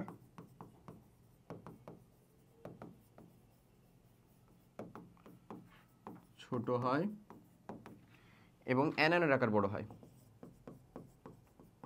অ্যানায়নের আকার বড় হয়, এমন বলতে পারি। ঠিক আছে? আচ্ছা, ক্যাটায়নের আকারটা ছোট হয় এবং অ্যানায়নের আকারটা কি হয়, মৌলের থেকে তার অ্যানায়নের আকারটা বড় হয়। সো কেন আসলে বেসিক্যালি কারণটা হচ্ছে, এখানে যদি তুমি চিন্তা করো সোডিয়ামের ক্ষেত্রে, সোডিয়াম এবং সোডিয়াম প্লাস এর ভিতরে চিন্তা করা হচ্ছে, সোডিয়ামে আসলে কি আছে বলতো? 11টা প্রোটন আছে, 11টা ইলেকট্রন আছে। সোডিয়াম প্লাসে কি আছে? 11টা প্রোটন আছে, 10টা ইলেকট্রন আছে। বলো তো 10টা ইলেকট্রন কোথায় আছে? সর্ববহিষ্ঠ শক্তি স্তরে আছে। 10টা ইলেকট্রন মানে কোথায় প্রোটনের প্রভাবটা বেশি? বা এই ক্ষেত্রে এখানে তো প্রভাবটা নিউট্রাল, দুইটাই সমান, এখানে প্রভাবটা কার বেশি? প্রোটনের প্রভাবটা বেশি। প্রোটনের প্রভাবটা বেশি না? প্রোটনের প্রভাব বেশি মানে কি? নিউক্লিয়াসের প্রভাব বেশি। নিউক্লিয়াসের প্রভাব যদি বেশি হয় তার মানে সিম্পলি এসে সর্ববহিষ্ঠ শক্তি স্তরকে আকর্ষণ করে কি করে রাখতে পারবে? শ্রিঙ্ক করে রাখতে পারবে। বুঝা গেছে? বাট এখানে দেখো যদি আমরা একটু উল্টা করি, ধরো ক্লোরিন এবং ক্লোরাইড আয়ন। সো ক্লোরিন আসলে কি আছে? 17টা প্রোটন আছে, 17টা ইলেকট্রন আছে। ক্লোরাইড আয়নের ক্ষেত্রে 17টা প্রোটন আছে, 18টা ইলেকট্রন আছে, এমন না? ক্লোরাইড আয়নের ক্ষেত্রে তো ক্লোরাইড আয়নে যদি লক্ষ্য করো তাহলে ক্লোরাইড আয়নে কিন্তু কার প্রভাবটা বেশি? ইলেকট্রনের প্রভাবটা বেশি। সো ইলেকট্রনের প্রভাবটা বেশি হওয়ার জন্য বেসিক্যালি যেটা ঘটছে, আকর্ষণ বিকর্ষণ বলতে সেখানে একটু বেশি হবেই, ঠিক আছে, বাট ইলেকট্রন নিজেই সর্ববহিষ্ঠ শক্তি স্তরে একা একা বিকর্ষণ করে কিছুটা কি হয়ে থাকবে? বেশি জায়গায় নিয়ে রাখতে পারবে। দ্যাটস ওয়াই ক্লোরাইড আয়নের আকারটা বড় হয়। তাই আমরা বলতে পারবো যেখানে আমার ইলেকট্রনের প্রভাবটা বেশি সেখানেই হচ্ছে মেইনলি বা সেই আয়নটা আকারে বড় হবে যদি তারা একই পর্যায়ে অন্তর্ভুক্ত হয়। যেমন আমি ক্লোরাইডের সাথে ক্লোরিনের সাথে ক্লোরাইড আয়নের তুলনা করলাম। ওকে, সো তাহলে কে বড় হবে কে ছোট হবে বুঝলাম আমরা। তো আমাদের তুলনা করার জন্য এরকম একটা ক্রাইটেরিয়া অন্তত দেওয়া থাকবে যাদের ভিতরে আমরা যেটাকে ফিক্স করে আর কি তুলনা করতে পারবো। যেমন ধরো আমি তোমাকে একটা উদাহরণ দিয়ে দিই, ধরো না আমাকে উদাহরণ দিল হচ্ছে O2 minus F minus sodium plus neon, তারপরে হচ্ছে আর্গন, না আর্গন আবার কেন বলবো, আর হচ্ছে N3 মাইনাস। দেখো এখানে আমাদেরকে বলে দিল যে এই কিছু বাবা তোমার কাছে আছে, এই যে এই 5 জন আছে, এই 5 জনকে তুমি আকারের ক্রম অনুযায়ী সাজাও। আকারের ক্রম অনুযায়ী যদি আমাকে সাজাতে হয় তাহলে বলো তো এখানে তুমি দেখো N3 minus nitride ion, O2 minus F minus sodium plus neon, প্রত্যেকটাতেই আসলে যদি আমরা একটু লক্ষ্য করি তাহলে ইলেকট্রন সংখ্যা কয়টা ভাইয়া বলো? 10টা। প্রত্যেকটাতেই 10টা ইলেকট্রন আছে। সোডিয়াম প্লাসে 10টা, O2 মাইনাসও, N3 মাইনাসও, F মাইনাসও, আর নিয়নে তো আছেই 10টা ইলেকট্রন। প্রোটন কোথায় কয়টা আছে? যদি আমরা N3 মাইনাসের কথা চিন্তা করি, চলো একটু ভালো করে বুঝি। N3 মাইনাসে যদি আমরা বলি তাহলে এখানে প্রোটন আছে হচ্ছে, ইলেকট্রন তো 10টা, প্রোটন আছে কয়টা ভাই? 7টা প্রোটন। O2 মাইনাসে প্রোটন আছে কয়টা ভাই? 8টা প্রোটন, যেহেতু অক্সিজেন। ফ্লোরিন F মাইনাসে প্রোটন আছে আমাদের কয়টা ভাই বলো তো? 9টা প্রোটন। নিয়নে আমার প্রোটন আছে কয়টা ভাই বলো? 10টা প্রোটন। সোডিয়ামে আমার প্রোটন আছে কয়টা? প্রোটন 11টা প্রোটনই আছে না? 11টা প্রোটন। তাহলে তুমি বলো আমাকে যে কোথায় ইলেকট্রনের প্রভাব নিউট্রাল, কোথায় ইলেকট্রনের প্রভাব কম, কোথায় ইলেকট্রনের প্রভাব বেশি। আমরা তো বলছি যেখানে ইলেকট্রনের প্রভাব বেশি সেটা বড় হয়, যেখানে খুব বেশি সেটা বেশি বড় হবে। তাহলে দেখো তো এই যে নিয়ন যে পাবলিকটা, সেখানে কি ইলেকট্রন এবং প্রোটনের প্রভাবটা নিউট্রাল না? 10টা 10টা নিউট্রাল। যদি আমি এটা বাদ দিয়ে সোডিয়ামের কাছে আসি, তো এখানে দেখবো প্রোটনের প্রভাব বেশি। প্রোটন 11টা, ইলেকট্রন 10টা, সোডিয়াম প্লাসে, তার মানে ও তো অবশ্যই ছোট। ওর আকারটা ছোট হয়ে যাবে না প্রোটনের প্রভাব বেশি হলে? লাইক হচ্ছে সোডিয়াম এবং সোডিয়াম প্লাস আয়নের মতন ছোট হয়ে যাবে না? ওখানে তো প্রোটনের প্রভাব বেশি। আচ্ছা, এবার যদি আমি চিন্তা করি ফ্লোরাইড আয়নে যদি যাই, তাহলে দেখবো সেখানে 9টা প্রোটন আর ইলেকট্রন তো 10টাই আছে, তার মানে সেখানে ইলেকট্রনের প্রভাব বেশি, সে একটু কিন্তু বড় হবে। কার তুলনায় বড় হবে? অবশ্যই নিয়নের তুলনায় বড় হবে। এরকমভাবে যদি আমি নাইট্রোজেনের কাছে যাই, সেখানে দেখবো 7টা প্রোটন 10টা ইলেকট্রন, তো সেখানে তো ইলেকট্রনের প্রভাব সব থেকে বেশি হবে, সব থেকে বেশি না? দ্যাটস ওয়াই আমরা বলবো যে আমাদের সব থেকে বেশি বড় যে যৌগটা এখানকার ভিতরে, মানে যৌগটা না আয়নটা, সেটা হচ্ছে N3-, সব থেকে বড়, O2-, তারপরে F-, তারপরে নিয়ন, তারপরে সোডিয়াম প্লাস, তারপরে। এমন না? বলো, পারা যাবে? এই হচ্ছে ঘটনা। ক্লিয়ার? আকার সম্পর্কিত এই এতটুকু যা পড়াইলাম, এটুকু যদি ধরে রাখতে পারো, মোর দেন এনাফ, তুমি পারবা। ঠিক আছে ভাই? ওকে, সো চলো আমরা এই যে আইত সম্পর্কে একটু পড়ে নিই। একে একটু পড়তে হবে, একে একটু পড়তে হবে, একে একটু পড়তে হবে আর কি, এই। ওকে, চলো। সো তারপরে আমরা হচ্ছে যে এগুলা মানে ডাল ভাতের মতন করে আর কি সলভ করতে পারবো, লিটারেলি, বিলিভ মি। ঠিক আছে, ডাল ভাত, রীতিমতন ডাল ভাতের মতন। ওকে, তো চলো আমরা হচ্ছে একটু আইত সম্পর্কে, এই 3টা সম্পর্কে পড়ে নিই, তারপরে হচ্ছে যে আমরা জিনিসপত্র শুরু করি। তো চলো আমরা হচ্ছে এখানে ভাগ করে নিই, যেন আমরা খুব বেশি তো আমাদেরকে এতে যেতে হবে না, ডিপ ইন ডিটেলসে যেতে হবে না, আমরা তো পারি মোটামুটি। তড়িৎ-ঋণাত্মকতার ইস্যুটা নিয়ে পড়া খুব কম, ইলেকট্রন আসক্তির ইস্যুটা নিয়ে পড়া আছে একটু, আর এই তো। ওকে, সো চলো আমরা শুরু করি। প্রথমে আসে হচ্ছে আমাদের আয়নীকরণ শক্তি।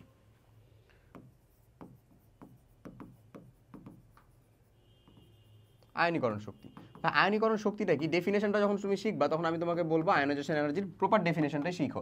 প্রপার ডেফিনেশনটা বলতে কি, গ্যাসীয় অবস্থায় কোনো মৌলের সর্ববহিষ্ঠ শক্তি স্তরে একটি করে 1 মোল পরিমাণ ইলেকট্রন অপসারণ করে তাকে একক ধনাত্মক আয়নে পরিণত করতে যে পরিমাণ শক্তির প্রয়োজন হয়, আমি আবার বলি শক্তির প্রয়োজন হয়, তাকে আমরা কি বলতেছি? আয়নীকরণ শক্তি বলতেছি। শক্তির প্রয়োজন হচ্ছে, তো এগুলো তো তোমাকে হচ্ছে একাডেমিক টু অ্যাডমিশনের যে ক্লাসগুলো, ওগুলোর ভিতরে ইনশাআল্লাহ ডিপ ইন ডিটেলস দেওয়া আছে, দেখো ঠিক মতো। হ্যাঁ, তো আমরা এখন খালি হচ্ছে যে জিনিসগুলো, ফ্যাক্টগুলো একটু বুঝবো। ধরো সোডিয়াম আমার একটা ইলেকট্রনকে ত্যাগ করে কিসে পরিণত হলো? সোডিয়াম প্লাস আয়নে পরিণত হলো।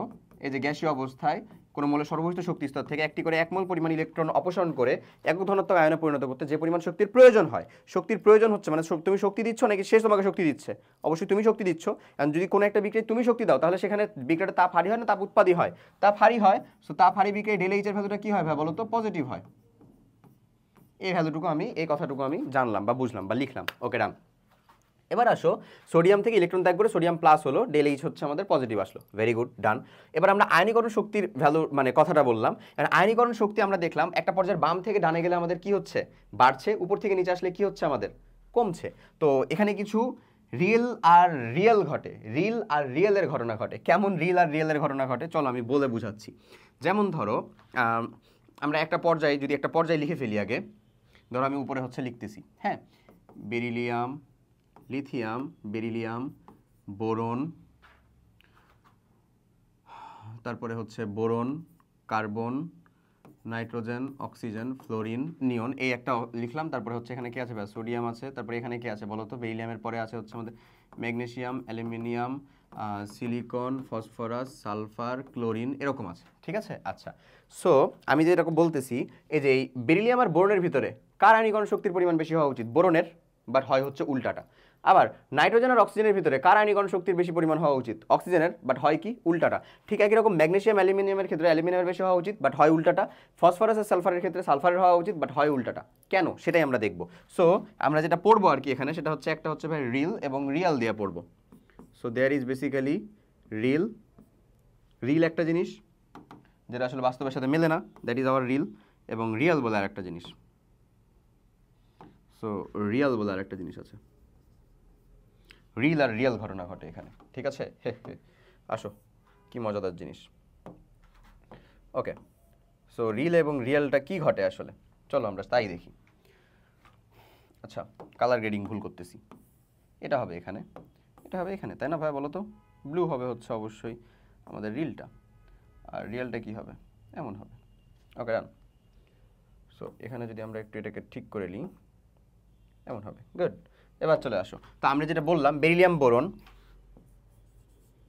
বেরিলিয়াম বোরন, তারপরে কে আছে রে, কার, beryllium boron, nitrogen oxygen, nitrogen oxygen, aluminium, magnesium aluminium, magnesium aluminium এবং phosphorus sulphur, phosphorus sulphur. So basically যেটা হয় সেটা হচ্ছে এদের ভিতরে হওয়া উচিত এক ধরনের জিনিস, বাট হয় হচ্ছে উল্টা ধরনের জিনিস। সো আমি একটু সুবিধা নিয়ে নিই আগে।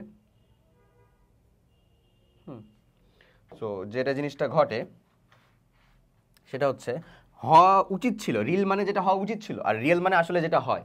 হ্যাঁ, সো রিল মানে যেটা হওয়া উচিত ছিল সেটা হচ্ছে অবশ্যই হওয়া উচিত ছিল এরকম এরকম এরকম, আয়নীকরণ শক্তির ভ্যালু কার বেশি, পর্যায়ের বাম থেকে ডানে গেলাম তার বেশি হবে। বাট রিয়েলে যেটা ঘটনা ঘটে সেটা হচ্ছে green, green is real. So ঘটে হচ্ছে আসলে এটা, আয়নীকরণ শক্তি পরের জনের থেকে আগের জনেরই হচ্ছে বেশি। কেন? ইলেকট্রন বিন্যাস। কারণ কি এটার, কারণ কি, কারণটা কি এটার? ইলেকট্রন বিন্যাস। ইলেকট্রন বিন্যাসটাই হচ্ছে এর একমাত্র কারণ। দেখো আমি তোমাকে ইলেকট্রন বিন্যাস হচ্ছে বেরিলিয়াম আর বেরিলিয়াম বোরনের করে দিচ্ছি, তাহলে তুমি ম্যাগনেসিয়াম অ্যালুমিনিয়ামেরটা পেয়ে যাবা। আবার নাইট্রোজেন অক্সিজেনেরটা করে দিচ্ছি, তাহলে ফসফরাস সালফারেরটা পেয়ে যাবা। তো দেখো ইলেকট্রন বিন্যাস বেরিলিয়াম আর বোরনের যদি করি, বেরিলিয়াম কত ভাই আমাদের বলো তো? 4 1s2 2s2। বোরনকে যদি করি 5 1s2 2s2 2p1। বলো তো সর্ববহিষ্ঠ শক্তি স্তর কোনটা? এখানে না, এটা না, এখানে এটা না। বলো তো ভাইয়া, একটা 2s2 পরিপূর্ণ অরবিটাল থেকে একটা ইলেকট্রনকে ত্যাগ করতে বেশি শক্তি লাগবে, নাকি একটা আংশিক পূর্ণ একটা অরবিটাল, এটা কি আংশিক পূর্ণ না? 2p1 আংশিক পূর্ণ, অর্ধপূর্ণ না, পরিপূর্ণ না, সেখান থেকে ত্যাগ করতে বেশি শক্তি লাগবে। অবশ্যই পরিপূর্ণ থেকে ত্যাগ করতে বেশি শক্তি লাগবে, যেখান থেকে বেশি শক্তি লাগবে তার আয়নীকরণ শক্তির পরিমাণ বেশি। তাহলে কার থেকে? এর আয়নীকরণ শক্তির পরিমাণটা বেশি হচ্ছে বোরনের থেকে, কারণ বোরনের সর্বোচ্চ শক্তি স্তরে একটা ইলেকট্রন অযুগ্ন আছে, সেটাকে ত্যাগ করানো কি হবে? সহজ হবে। ওকে, ঠিক একই রকমভাবে যদি আমরা হচ্ছে নাইট্রোজেন এবং একটা তুলনা করি, কারটা আসো হচ্ছে যে আমরা যদি এই যে নাইট্রোজেন এবং, সো আমরা এটা এদিকে করে দিব আর কি, নাইট্রোজেন এবং অক্সিজেনেরটা তুলনা করি, নাইট্রোজেন আর অক্সিজেনেরটা, নাইট্রোজেন কত ভাবে বলো তো? 7 1s2 2s2 2p3, আর অক্সিজেনটা কত আমাদের? 8 1s2 2s2 2p কত ভাবে? 4। এমন না ঘটনাটা 2p4। তো তুমি একটা জিনিস দেখো, যে তুমি একটা জিনিস দেখো যেটা দেখতে বলতেছিলাম আর কি, যে এখানে দেখো এই অরবিটালটা কেমন? অর্ধপূর্ণ। বাট এই অরবিটালটা কেমন বলো তো? আংশিক পূর্ণ। অর্ধপূর্ণ না, পরিপূর্ণ না। তাহলে কোনটা থেকে একটা ইলেকট্রনকে ত্যাগ করতে বেশি শক্তি লাগবে? অবশ্যই অর্ধপূর্ণটা থেকে, যেটা বেশি স্টেবল, কিন্তু এটা তো আংশিক পূর্ণ, তো সেখান থেকে ত্যাগ করতে অবশ্যই কম শক্তি লাগবে। দ্যাটস ওয়াই যে ঘটনাটা ঘটে সেটা হচ্ছে যে, চলে আসছে পুরো, ওটাকে নিব না। আচ্ছা, দ্যাটস ওয়াই যে ঘটনাটা ঘটে সেটা হচ্ছে আয়নীকরণ শক্তিটা এরই বেশি হয়। কার বেশি হয়? নাইট্রোজেনের বেশি হয়, সেটাই আসলে ঘটছে। ওকে, সো এমন এই ব্যাখ্যাগুলো তোমাকে খালি জানা লাগবে, তাহলেই তোমার জন্য মোর দ্যান আর এখান থেকে পড়া।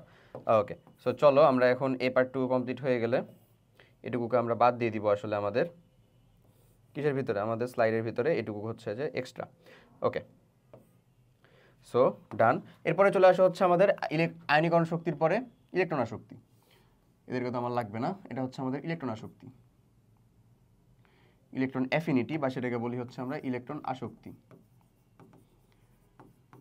ইলেকট্রন আসক্তিতে মাত্র একটা জায়গাতে রিল আর রিয়েলের ঘটনা আছে, সেটাই আমরা পড়বো ভালো করে। আসলে ইলেকট্রন আসক্তিটা ভাই বেসিক্যালি কার বিপরীত জানো? এই যে আমাদের যে আমরা যে আয়নীকরণ শক্তিটা পড়লাম না, সেটারই বিপরীত। সো আয়নীকরণ শক্তি কিন্তু যার যত কম সেটা আসলে তত বেশি কি সক্রিয়, আয়নীকরণ শক্তির মান যার যত কম। ঠিক আছে, আচ্ছা। সো ইলেকট্রন আসক্তিটা হচ্ছে উল্টা, গ্যাসীয় অবস্থায় কোনো মোলে সর্ববহিষ্ঠ শক্তি স্তরে একটি করে 1 মোল পরিমাণ ইলেকট্রন যুক্ত করতে যে পরিমাণ শক্তি নির্গত হয়, ঠিক আছে, নির্গত হয়ে একক ঋণাত্মক আয়নে পরিণত হয়, তাকে আমরা কি বলি? ইলেকট্রন আসক্তি। আচ্ছা, সো ইলেকট্রন আসক্তির ডেফিনেশনটা যদি এমন করে লিখো, তাহলে ধরো যে ক্লোরাইড আয়ন, সরি এটা ক্লোরিন গ্যাস, এটা হচ্ছে গ্যাসীয় অবস্থায় আছে, সেখানে আমরা একটা ইলেকট্রনকে যুক্ত করলাম, যুক্ত করে আমাদের কি তৈরি হবে বলো তো? Cl minus, chloride ion gas. So এটাকে তুমি চাইলে 2 দ্বারা গুণ করতে পারো পুরো সমীকরণকে, ইচ্ছা তোমার, নো ইস্যুজ। আচ্ছা, আমরা এটা এরকমভাবেই লিখবো। ওকে, সো এখন এখানে একটা রিল আর রিয়েলের ঘটনা হচ্ছে, এটাও কি আমার বাম থেকে ডানে গেলে বাড়তো আর উপর থেকে নিচে আসলে কমতো, এরকমই হওয়ার কথা ছিল না? এরকমই হওয়ার কথা ছিল। সো উপর থেকে নিচে আসলে যদি কমে, তাহলে আমাদের ধরো একটা ফ্লোরিন মানে হ্যালোজেন গ্রুপ আছে, সেটা কি ফ্লোরিন, ক্লোরিন, ব্রোমিন, আয়োডিন, এরকম একটা গ্রুপ আছে না, গ্রুপ আছে। সো এখানে আমরা রিল আর রিয়েলের ঘটনা দেখবো আসলে। হ্যাঁ, রিল আর রিয়েলের ঘটনা কেমন ঘটে চলো এটা দেখে ফেলি।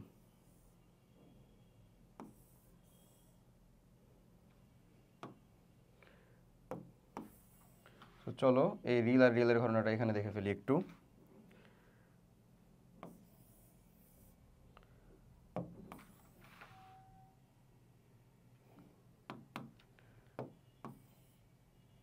এখানে রিয়েল আর রিয়েলের ঘটনাটা হচ্ছে হওয়া উচিত ছিল কেমন বলো তো ভাইয়া, এই যে ফ্লোরিনের সব থেকে বেশি, তারপর ক্লোরিন, তারপরে ব্রোমিন, তারপরে আয়োডিন, এরকমটা হওয়া উচিত ছিল, এরকমটা হওয়া উচিত ছিল না? বাট এরকমটা আসলে ঘটে না। আমি দেখাই, মানে হওয়া উচিত ছিল হচ্ছে এরকম, সব থেকে বেশি কার, ফ্লোরিনের, তারপরে ক্লোরিন, তারপরে ব্রোমিনের হওয়া উচিত ছিল। বাট এই যে প্রথম দুইজনের ভিতরে কি হয়ে যায়, একটু এক্সচেঞ্জ হয়ে যায়। এক্সচেঞ্জ হয়ে আসলে তারা কি হয়, তারা আসলে যেটা হয় এক্সচেঞ্জ হয়ে সেটা হচ্ছে, চলো আমি দেখিয়ে দিই, তাদেরকে এখানে লিখি আমরা। সো এই হওয়া উচিত ছিল এরকম, বাট হয় যেটা সেটা হচ্ছে আসলে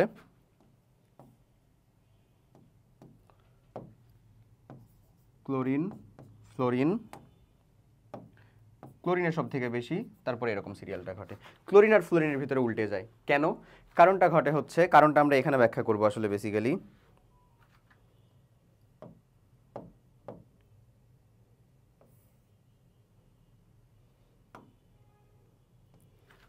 এরকমটা ঘটে, ঘটে, এটা যে ঘটে এটা টিচার জানে, যে তুমিও জানো যেটা ঘটে, কিন্তু কারণটা কি, কারণ ঘটার কারণটা আমরা আসলে ব্যাখ্যা করি। ঘটার কারণটা হচ্ছে যে ফ্লোরিনের যদি ইলেকট্রন বিন্যাস করো 1s2 9 না, 1s2 2p5।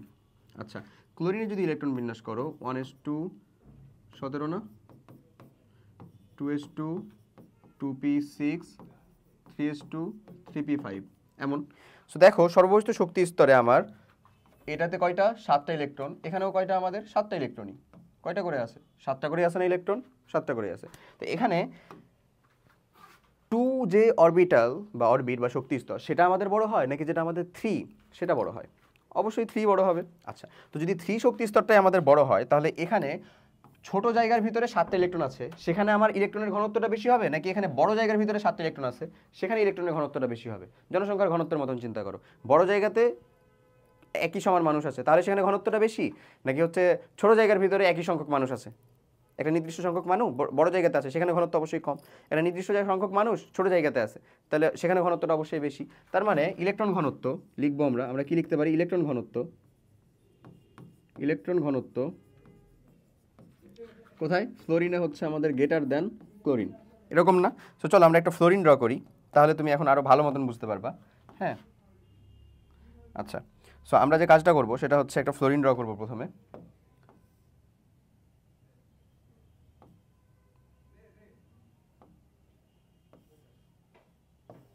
এটা হচ্ছে আমাদের ফ্লোরিন ড্র হয়ে গেল ভাইয়া, চিন্তা করো। আর এরপরে আমরা এটাকে একটা ডুপ্লিকেট বানাবো, দিয়ে সেটাকে আবার ক্লোরিন হিসেবে চিন্তা করাবো। ও সরি, ডুপ্লিকেট হয় না এটার। আচ্ছা, সো আমরা যে কাজটা করতে চাচ্ছিলাম সেটা হচ্ছে এখানে আমরা এটাকে ফ্লোরিন বলতেছি। হ্যাঁ, এখানে একটা ইলেকট্রন দিলাম, দুইটা ইলেকট্রন দিলাম, এখানে কয়টা আমাদের, 7টা ইলেকট্রন, 7টা ইলেকট্রন। আচ্ছা, সো এটা আসলে এরকমভাবে হওয়া উচিত। হয়ে গেছে, এবার এবার সে ঠিকই হচ্ছে এটাকে কাউন্ট করছে। ওকে, সো চলো এরপরে হচ্ছে আমরা আরেকটা নিয়ে নিই। সো ক্লোরিন যদি হয়, এটা আবার এটা ফ্লোরিন না হয়ে সাপোজ যদি ক্লোরিন হয়ে যায়, তাহলে এখানে কি হয়ে যাবে বলো তো ভাইয়া, ক্লোরিন যদি হয়ে যায় তাহলে এখানে 8টা ইলেকট্রন, তারপরে এখানে আবার 5টা ইলেকট্রন, সরি 7টা ইলেকট্রন। ওকে, সো দেখো একটা মানে আসলে একটা ইলেকট্রন যুক্ত হয়, ইলেকট্রন আসক্তি মানে কি বোঝাচ্ছে, একটা ইলেকট্রন এখানে এসে যুক্ত হতে যাচ্ছে, একটা ইলেকট্রন এখানে এসে যুক্ত হতে যাচ্ছে, এমন না? এমন। এখন তুমি বলো যে একটা বড় ছোট জায়গা, এখানে চার্জ ঘনত্ব বেশি হওয়ার জন্য ক্লোরিনে যখন একটা ইলেকট্রন যুক্ত হতে চায়, তখন এই যে ক্লোরিনটা আছে মানে ফ্লোরিনে যখন একটা ইলেকট্রন যুক্ত হতে চায়, যে এখানে ফ্লোরিনে যখন ইলেকট্রনটা যুক্ত হতে চায়, তখন এই যে চার্জ ঘনত্ব এখানে বেশি না, ইলেকট্রনের চার্জ ঘনত্ব ছোট জায়গার ভিতরে 7টা ইলেকট্রন আছে, সেই ইলেকট্রনটাকে যুক্ত করে নেওয়ার বদলে বা ঢুকিয়ে নেওয়ার বদলে কিছুটা বিকর্ষণ করে বসে। কিন্তু ক্লোরিন এই কাজটা করে না, ক্লোরিনে চার্জ ঘনত্ব কম, তাই ক্লোরিনে খুব সহজে একটা ইলেকট্রন প্রবেশ করে বসে। তাই তাই এই ক্লোরিনের ইলেকট্রন আসক্তির পরিমাণ বা ইলেকট্রনকে গ্রহণ করার প্রবণতার পরিমাণটা কি বেশি, এই হচ্ছে মুদ্রা কথা। ওকে, বেশি।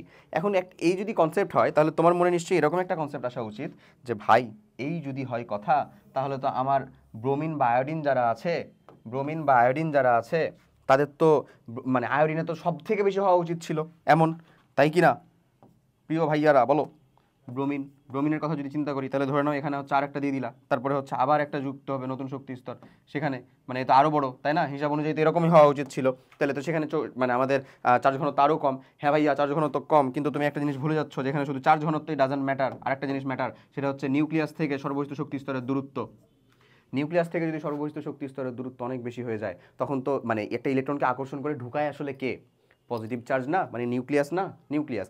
ফ্লোরিন আর ক্লোরিনের নিউক্লিয়াস থেকে সর্বস্থ শক্তি স্তরের দূরত্ব খুব বেশি না, অবশ্যই পার্থক্য আছে। ক্লোরিন অবশ্যই বড়, ক্লোরিনের থেকে অবশ্যই দূরত্বটা হচ্ছে এই যে দূরত্বটা ক্লোরিনে অবশ্যই বেশি, কিন্তু খুবই বেশি না। কেন খুবই বেশি না? কারণ টুতে 2s এবং 2p, তারপরেই তো 3 নাম্বার শক্তি স্তর, তাই কি না?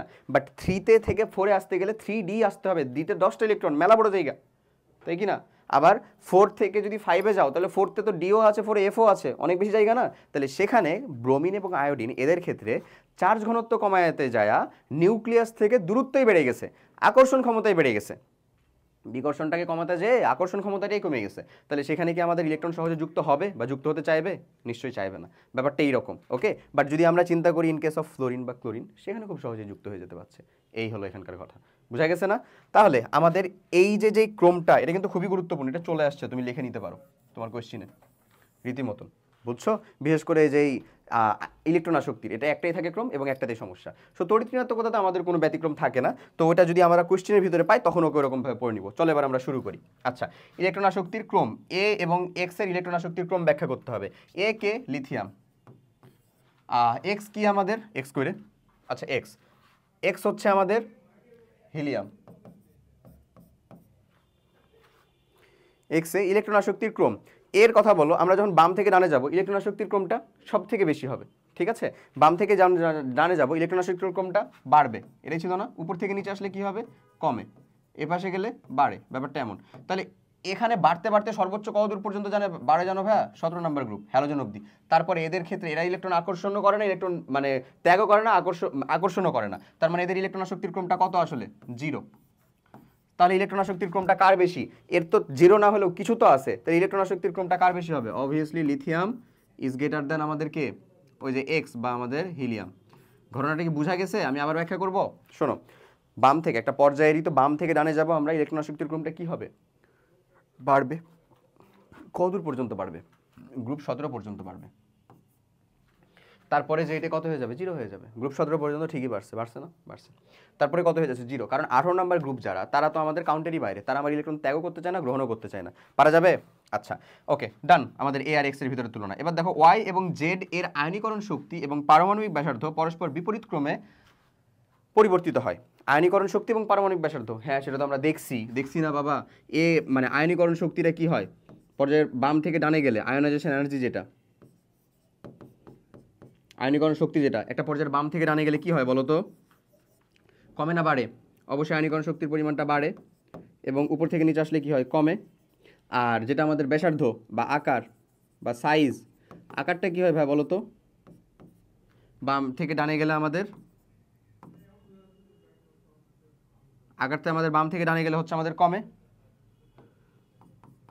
উপর থেকে নিচে আসলে কি হয়? বাড়ে, এমন ছিল না? তাহলে এ আর এক্স কে আমরা তুলনা করি ওয়াই আর জেড কে। আচ্ছা, এই যে ওয়াই আর জেড, নিয়নের আগে জেড মানে সেটা হচ্ছে ক্লোরিন। নিয়নের আগে ক্লোরিন কেন হবে রে বাবা? নিয়নের আগে হবে হচ্ছে ভাই আমাদের ফ্লোরিন, এটা জেডটা। আর ওয়াই হচ্ছে জেডের আগে, মানে সেটা হচ্ছে অক্সিজেন। এই তাহলে আমরা ব্যাখ্যাটা সিম্পলি বলে দিব, ফ্লোরিনের ইলেকট্রন আসক্তির পরিমাণটা মানে আয়নীকরণ শক্তি এই দুজনের ভিতরে কার বেশি হবে? কার বেশি হবে বলো? অবশ্যই আমার ফ্লোরিনের বেশি হবে। বাম থেকে ডানে গেলে কি হচ্ছে? বাড়তেছে। তাহলে আয়নীকরণ শক্তির ক্ষেত্রে যদি আমরা ইন কেস অফ আয়নীকরণ শক্তির কথা চিন্তা করি, আয়নীকরণ শক্তির ক্ষেত্রে কারটা বেশি? ওয়াই বা আমরা বলবো হচ্ছে অক্সিজেনেরটা বেশি, কার তুলনায়? জেড বা হচ্ছে আমাদের ফ্লোরিন। কার বেশি তাহলে বলো? আয়নীকরণ শক্তি হচ্ছে আমাদের বাম থেকে ডানে গেলে বাড়ে, তার মানে এরকম। আর ব্যাসার্ধ বা পারমাণবিক ব্যাসার্ধ বা আকারের কথা যদি চিন্তা করি আমরা, তাহলে ওয়াই বা যেটা আমাদের অক্সিজেন, আর এটা হচ্ছে জেড বা যেটা হচ্ছে আমাদের ফ্লোরিন, তাহলে কার বেশি? এটা এর বেশি, অক্সিজেনের বেশি। এটার কারণটা হিসেবে ব্যাখ্যা করলে কি করবা তুমি বলো তো? এখানে হচ্ছে আমাদের সেম ই আছে, মানে 8টা প্রোটন 8টা ইলেকট্রন, এটা কয়টা আমার 9টা প্রোটন 9টা ইলেকট্রন, সেম জায়গাতে ইলেকট্রন প্রোটনের সংখ্যাটা বেড়ে গেছে, তার মানে অবশ্যই কি আকারটা ছোট হয়ে যাবে, ছোট হয়ে যাবে। চলো পরেরটাতে দেখি, 23-এর কোশ্চেন। আচ্ছা, এখানে বলতেছে, এটা আমরা করছি অলরেডি, গ উদ্দীপকের এক্স ওয়াই আর মৌল তিনটির আকারের ক্রম বিশ্লেষণ করো। এক্স ওয়াই আর, এক্স ওয়াই আর, এই তিনজনকে কে? এক্স হচ্ছে আমাদের ক্যালসিয়াম, যেহেতু এর 20 পারমাণবিক সংখ্যা, ওয়াই ওয়াই হচ্ছে আমাদের 23, মানে হচ্ছে 21 স্ক্যান্ডিয়াম, 22 টাইটেনিয়াম, 23 হচ্ছে আমাদের ভ্যানাডিয়াম, ওয়াই হচ্ছে আমাদের কি ভাবে বলো? ভ্যানাডিয়াম। আর আর আর হচ্ছে আমাদের জিঙ্ক, কত? 30। তাহলে সবই হচ্ছে আমাদের 4 নাম্বার পর্যায়ের মৌল, এবং বাম থেকে ডানে ক্যালসিয়াম, তারপরে হচ্ছে 2 ঘর বাদ দিয়ে 21, 22, 23 হচ্ছে আমাদের ভ্যানাডিয়াম, তারপরে অনেক ঘর বাদ দিয়ে হচ্ছে আমাদের কে আসবে? জিঙ্ক আসবে। তো একটা পর্যায়ের বাম থেকে ডানে গেলে আকারটা কি হয় আমার? হ্রাস পায়। তাহলে আকারটা এদের ভিতরে সব থেকে বড় কে হবে ভাই বলো তো? সব থেকে বড় আকার হবে হচ্ছে ক্যালসিয়াম, তারপরে ভ্যানাডিয়াম, তারপরে জিঙ্ক। কারণটা হিসেবে কি বলবা? কারণটা হিসেবে হচ্ছে পর্যায়ে আমার সেমি থাকছে, মানে আমার অরবিটাল সংখ্যা সেমি থাকছে, কিন্তু সর্ববহিষ্ঠ শক্তি স্তরে নতুন সংখ্যক অরবিটাল যুক্ত হওয়া ছাড়া ইলেকট্রন এবং প্রোটনের সংখ্যাটা বৃদ্ধি পাচ্ছে। সো একই জায়গার ভিতরে বেশি ইলেকট্রন প্রোটন যেখানে, সেখানে অবশ্যই আকর্ষণ বলটা বেশি সর্ববহিষ্ঠ শক্তি স্তরের উপরে, তাহলে সে নিশ্চয়ই ইলেকট্রনটাকে আকর্ষণ করে জায়গাটাকে কি করে ফেলছে? ছোট করে ফেলছে। তাহলে সব থেকে ছোট কোথায়? জিঙ্কে, তারপরে কে? ভ্যানাডিয়াম, তারপরে কে? ক্যালসিয়াম। এই হচ্ছে তাদের প্রতীকী বিশ্লেষণ। আচ্ছা, চলো দেখি পরের কোশ্চেনটা। দেখো তো এটার আমরা কত নাম্বার কোশ্চেন করবো আসলে? গ ঘ দুইটাই করা যায় চাইলে, বাট আমরা সিম্পলি এটাকেই করব। ধরো K2, কে হচ্ছে আসলে ভাই এই যে এটা হচ্ছে 17। হ্যাঁ, K2 মানে কি ভাই বলো তো? ক্লোরিন 2। ক্লোরিন 2 গঠনের প্রক্রিয়াটা কি? ওই যে একটা ক্লোরিন ড্র করব আমরা। ধরো এখানে একটা ক্লোরিন ড্র করলাম। হ্যাঁ, ক্লোরিন গঠনের প্রক্রিয়াটা কি? সমযোজী প্রক্রিয়া নিশ্চয়ই।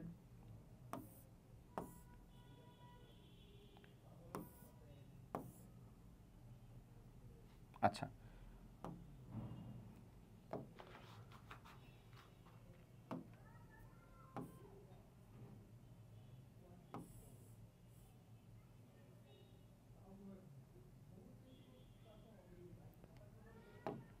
হচ্ছে তো এটা আমরা গঠন প্রক্রিয়াটা দেখিয়ে দিই ভাইয়া, ঠিক মতন যখন দেখাচ্ছি আর কি।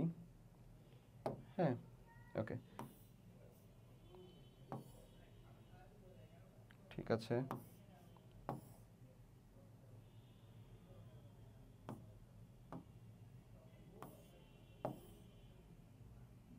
ধরো এরকমভাবে দেখিয়ে দিলাম। হ্যাঁ, জোর করে একটু ক্লোরিনটা বানিয়ে দিয়েছি আর কি।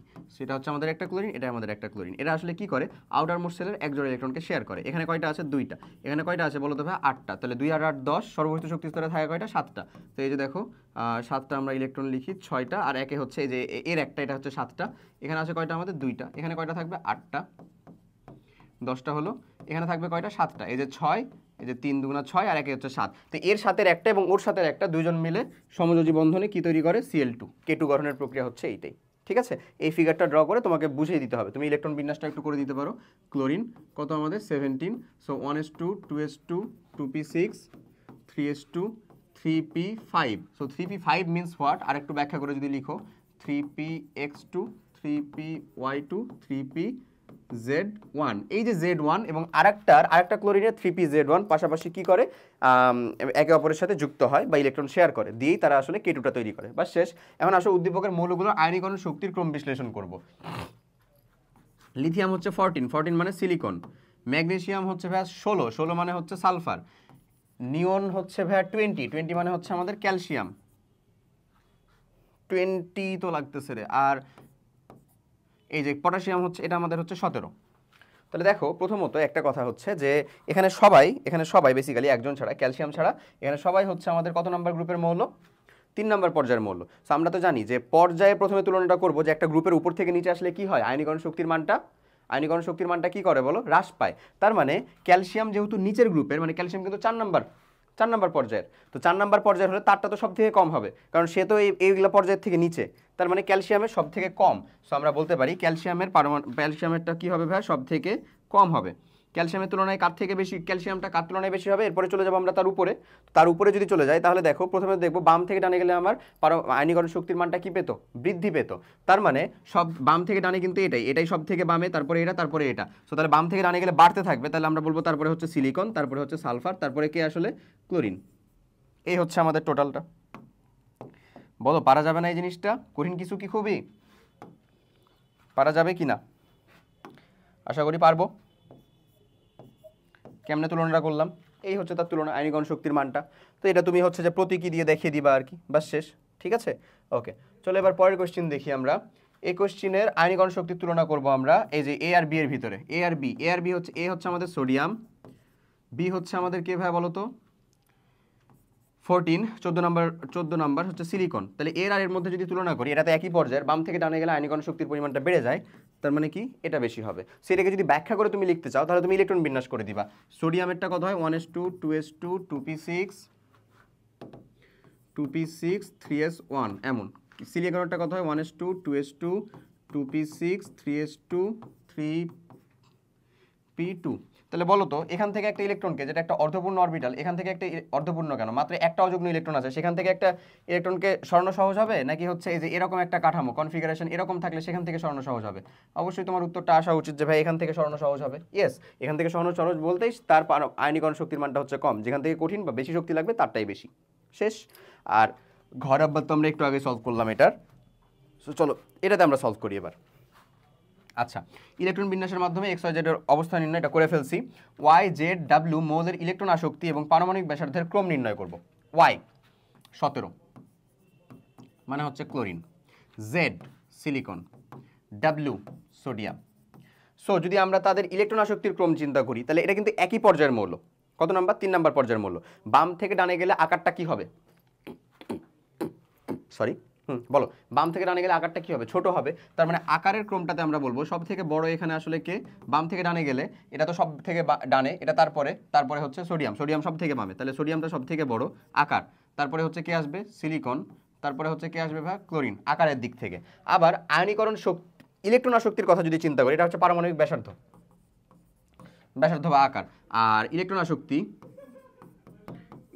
আসক্তি ইআ, এটার কথা যদি চিন্তা করি আমরা, তাহলে আমরা জানি বাম থেকে ডানে গেলে ইলেকট্রন আসক্তির পরিমাণটা বৃদ্ধি পায়।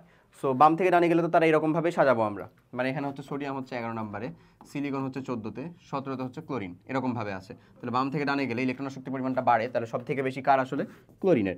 ইভেন তোমাকে একটা ইনফরমেশন দেই, সব থেকে বেশি ইলেকট্রন আসক্তির পরিমাণ বেশি কিন্তু টোটাল পর্যায় সারণীর ভিতরে আসলে ক্লোরিনের, তারপরে সিলিকন হবে, তারপরে হবে কে হচ্ছে সোডিয়াম। এই হচ্ছে তার ব্যাখ্যা। শেষ। পারা যাবে না ভাইয়া? এমন। চলো পরের অংশটাতে দেখি। এখানে বলতেছে পি কিউ এক্স ওয়াই, এটাকে মৌলসমূহকে পারমাণবিক আকারের ঊর্ধ্বক্রমের সাজিয়ে এর যৌক্তিক কারণ বিশ্লেষণ করব আমরা। পি কিউ এক্স ওয়াই মৌলসমূহকে পারমাণবিক আকারের ঊর্ধ্বক্রমে সাজাবো। Okay, P Q X Y, P Q X Y, এদেরকে আমরা সাজাবো। ভালো কথা। চলো পি কে আগে বুঝি। পি হচ্ছে সোডিয়ামের উপরে, তার মানে হচ্ছে আসলে লিথিয়াম। তারপরে কিউকে হচ্ছে সোডিয়ামের নিচে, তার মানে হচ্ছে আসলে পটাশিয়াম। এক্স হচ্ছে ম্যাগনেসিয়াম, এটা হচ্ছে আমাদের পি, এটা হচ্ছে আমাদের কিউ, এক্স হচ্ছে আমাদের ভাই ম্যাগনেসিয়াম। ম্যাগনেসিয়ামটা আসলে কে? এই যে সোডিয়ামের পরে এখানে হচ্ছে আসলে ম্যাগনেসিয়াম। তারপরে হচ্ছে ওয়াই হচ্ছে ম্যাগনেসিয়ামের পরে অ্যালুমিনিয়াম। পি কিউ এক্স ওয়াইকেই তো আকার অনুযায়ী সাজাতে হবে। আচ্ছা, একটা জিনিস দেখো, প্রথমত এখানে দেখো গ্রুপ আছে, পর্যায় ওয়াইজ আছে। তো যদি আমরা এই পর্যায় ওয়াইজ চিন্তা করি প্রথমে, তাহলে এই পর্যায় ওয়াইজ এরা দুজন যারা আছে তাদের ভিতরে অবশ্যই ম্যাগনেসিয়ামটা বড় হবে, অ্যালুমিনিয়ামটা ছোট হবে। কারণ একটা পর্যায়ের বাম থেকে ডানে গেলে আকারটা কি হয়? ছোট হয়। তাহলে ম্যাগনেসিয়ামটা বড় হবে, এটা হয়ে গেল। এখন এই পর্যায়ের থেকে এর শক্তিস্তর সর্বোচ্চ কত? 2, মানে 3ই তো, 3 না? 3। বাট 3-এর থেকে যার কাছে কম আছে, কার কাছে? এর কাছে কয়টা আছে? মাত্র 2টা আছে, 1s2 2s1, 2টা আছে। তার মানে এটা আরও ছোট, মানে এই দুজনের থেকেও ছোট হবে। এর কাছে দেখো এদের দুজনের থেকে বেশি শক্তি স্তর আছে, এর কত? 4 আছে, 4s1, তার মানে সব থেকে বড় হবে। তাহলে আমরা বলবো হচ্ছে লিথিয়াম, সেটা আমাদের সব থেকে ছোট। তারপরে যাদের কাছে বেশি শক্তি স্তর আছে, কারো? ম্যাগনেসিয়াম এবং অ্যালুমিনিয়াম। তার ভিতরে অর্ডারটাকে ম্যাগনেসিয়ামটা হচ্ছে তার মধ্যে বড়, তার মানে লিথিয়ামের পরে হবে হচ্ছে কে? আমাদের অ্যালুমিনিয়াম। তারপরে যাবে হচ্ছে ম্যাগনেসিয়াম তো অ্যালুমিনিয়ামের থেকে বড়, তাই কি না? এমন। তারপরে সব থেকে বড় হবে কে? পটাশিয়াম। এই হচ্ছে আমার তাদের সিরিয়ালটা আসবে, বাস শেষ। তুলনাগুলো ব্যাখ্যা বোঝা গেছে কিভাবে আমরা কার সাথে তুলনা করব? এখন তুমি প্রতীকী অক্ষর দিয়ে দিতে পারো। এই তো আকারের তুলনা। ক্লিয়ার? আচ্ছা এই সো তারপরে এবার আমাদের হচ্ছে 24 সালের বোর্ড কোশ্চেনের সিকিউ দেখতে হবে। সো আমরা এই বোর্ড কোশ্চেনের সিকিউ দেখার মাধ্যমে আমাদের এই টোটাল ক্লাসটাকে আসলে কমপ্লিট করে ফেলতে পারবো, ঠিক আছে? ওকে, সো চলো, বোর্ড কোশ্চেনের সিকিউ এটা খুব কঠিন কোনো কিছু জিনিস না, এটা আমরা সিম্পল এরকম অলরেডি আমরা করে ফেলছি, আমরা জাস্ট হচ্ছে যে তোমাদেরকে বিশ্লেষণ করে দিব। দেখো, ইলেকট্রন বিন্যাস পূর্বক পর্যায় সারণীতে ওয়াই মৌলের অবস্থান নির্ণয় করো। ওয়াই মৌলটাকে 12 মানে কি ম্যাগনেসিয়াম, ম্যাগনেসিয়াম 12 ইলেকট্রন বিন্যাস করব, একটা এস ব্লক মৌল পাবো, তার গ্রুপ হবে হচ্ছে ভাইয়া 2 এবং পর্যায় হবে কি ভাইয়া বলো তো 3। নিয়ে চেষ্টা করবো অবশ্যই একটু, ঠিক আছে? না পারলে অবশ্যই জানাও, বাট পারবা আশা করি, কঠিন কিছু না, কারণ এগুলো অলরেডি কয়েকবার করা হয়ে গেছে। এবার দেখো, উদ্দীপকে তো উল্লেখিত মৌলতিনটির পারমাণবিক ব্যাসার্ধের ক্রম বিশ্লেষণ করো। 11, 12, 13 বিশ্লেষণ যেহেতু করতে হবে আমরা জানি 11, 12, 13 মানে আসলে কি সোডিয়াম, ম্যাগনেসিয়াম, অ্যালুমিনিয়াম। সো আমরা একটা পর্যায়ে বাম থেকে ডানে গেলে আকারটা কি হবে, হ্রাস পাবে।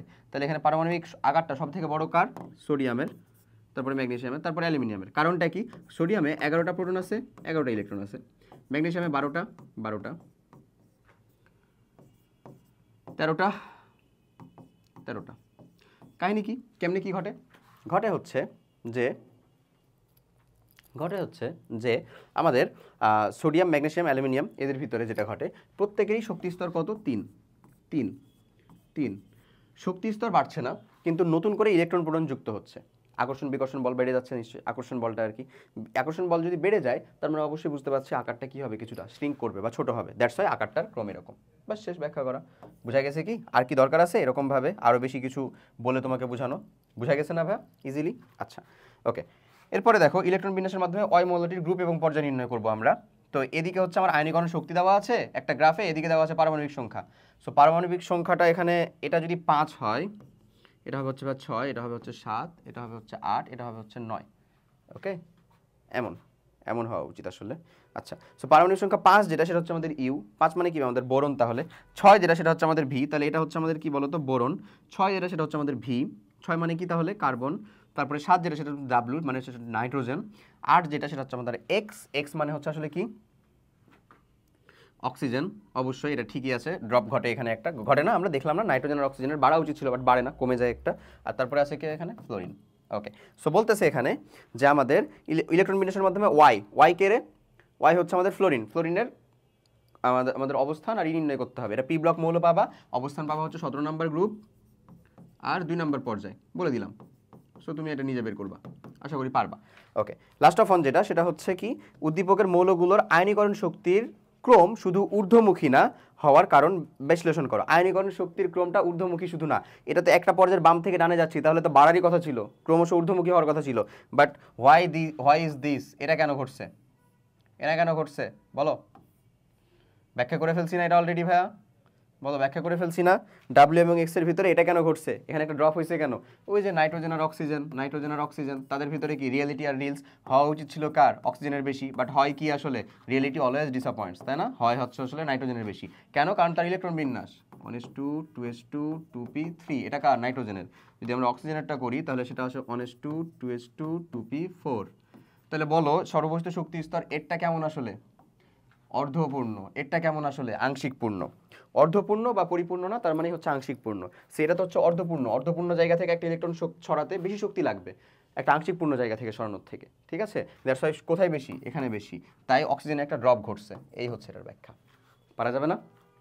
এই সো এতটুকু পর্যন্তই ছিল হচ্ছে আমাদের কন্টেন্ট টোটালে সিকিউ প্র্যাকটিস করার জন্য যা যা যত কিছু ছিল। সো আশা করি বুঝতে পারছো, মানে টাইপ ওয়াইজ ভাগ করে যেরকমভাবে দেখানো হয়েছে, প্লাস ইম্পর্টেন্সও দেওয়া হয়েছে কোন জায়গার ভিতরে সব থেকে বেশি ইম্পর্টেন্ট কোন জিনিসটা, ঠিক আছে? সো আমরা নেক্সট যখন আমরা মানে এমসিকিউ এর ভিতরে অলরেডি হচ্ছে আমাদের স্ট্র্যাটেজি নিয়ে আলোচনা করে ফেলছি যে আমাদের মানে এক্সাম হল স্ট্র্যাটেজিগুলো কেমন হবে।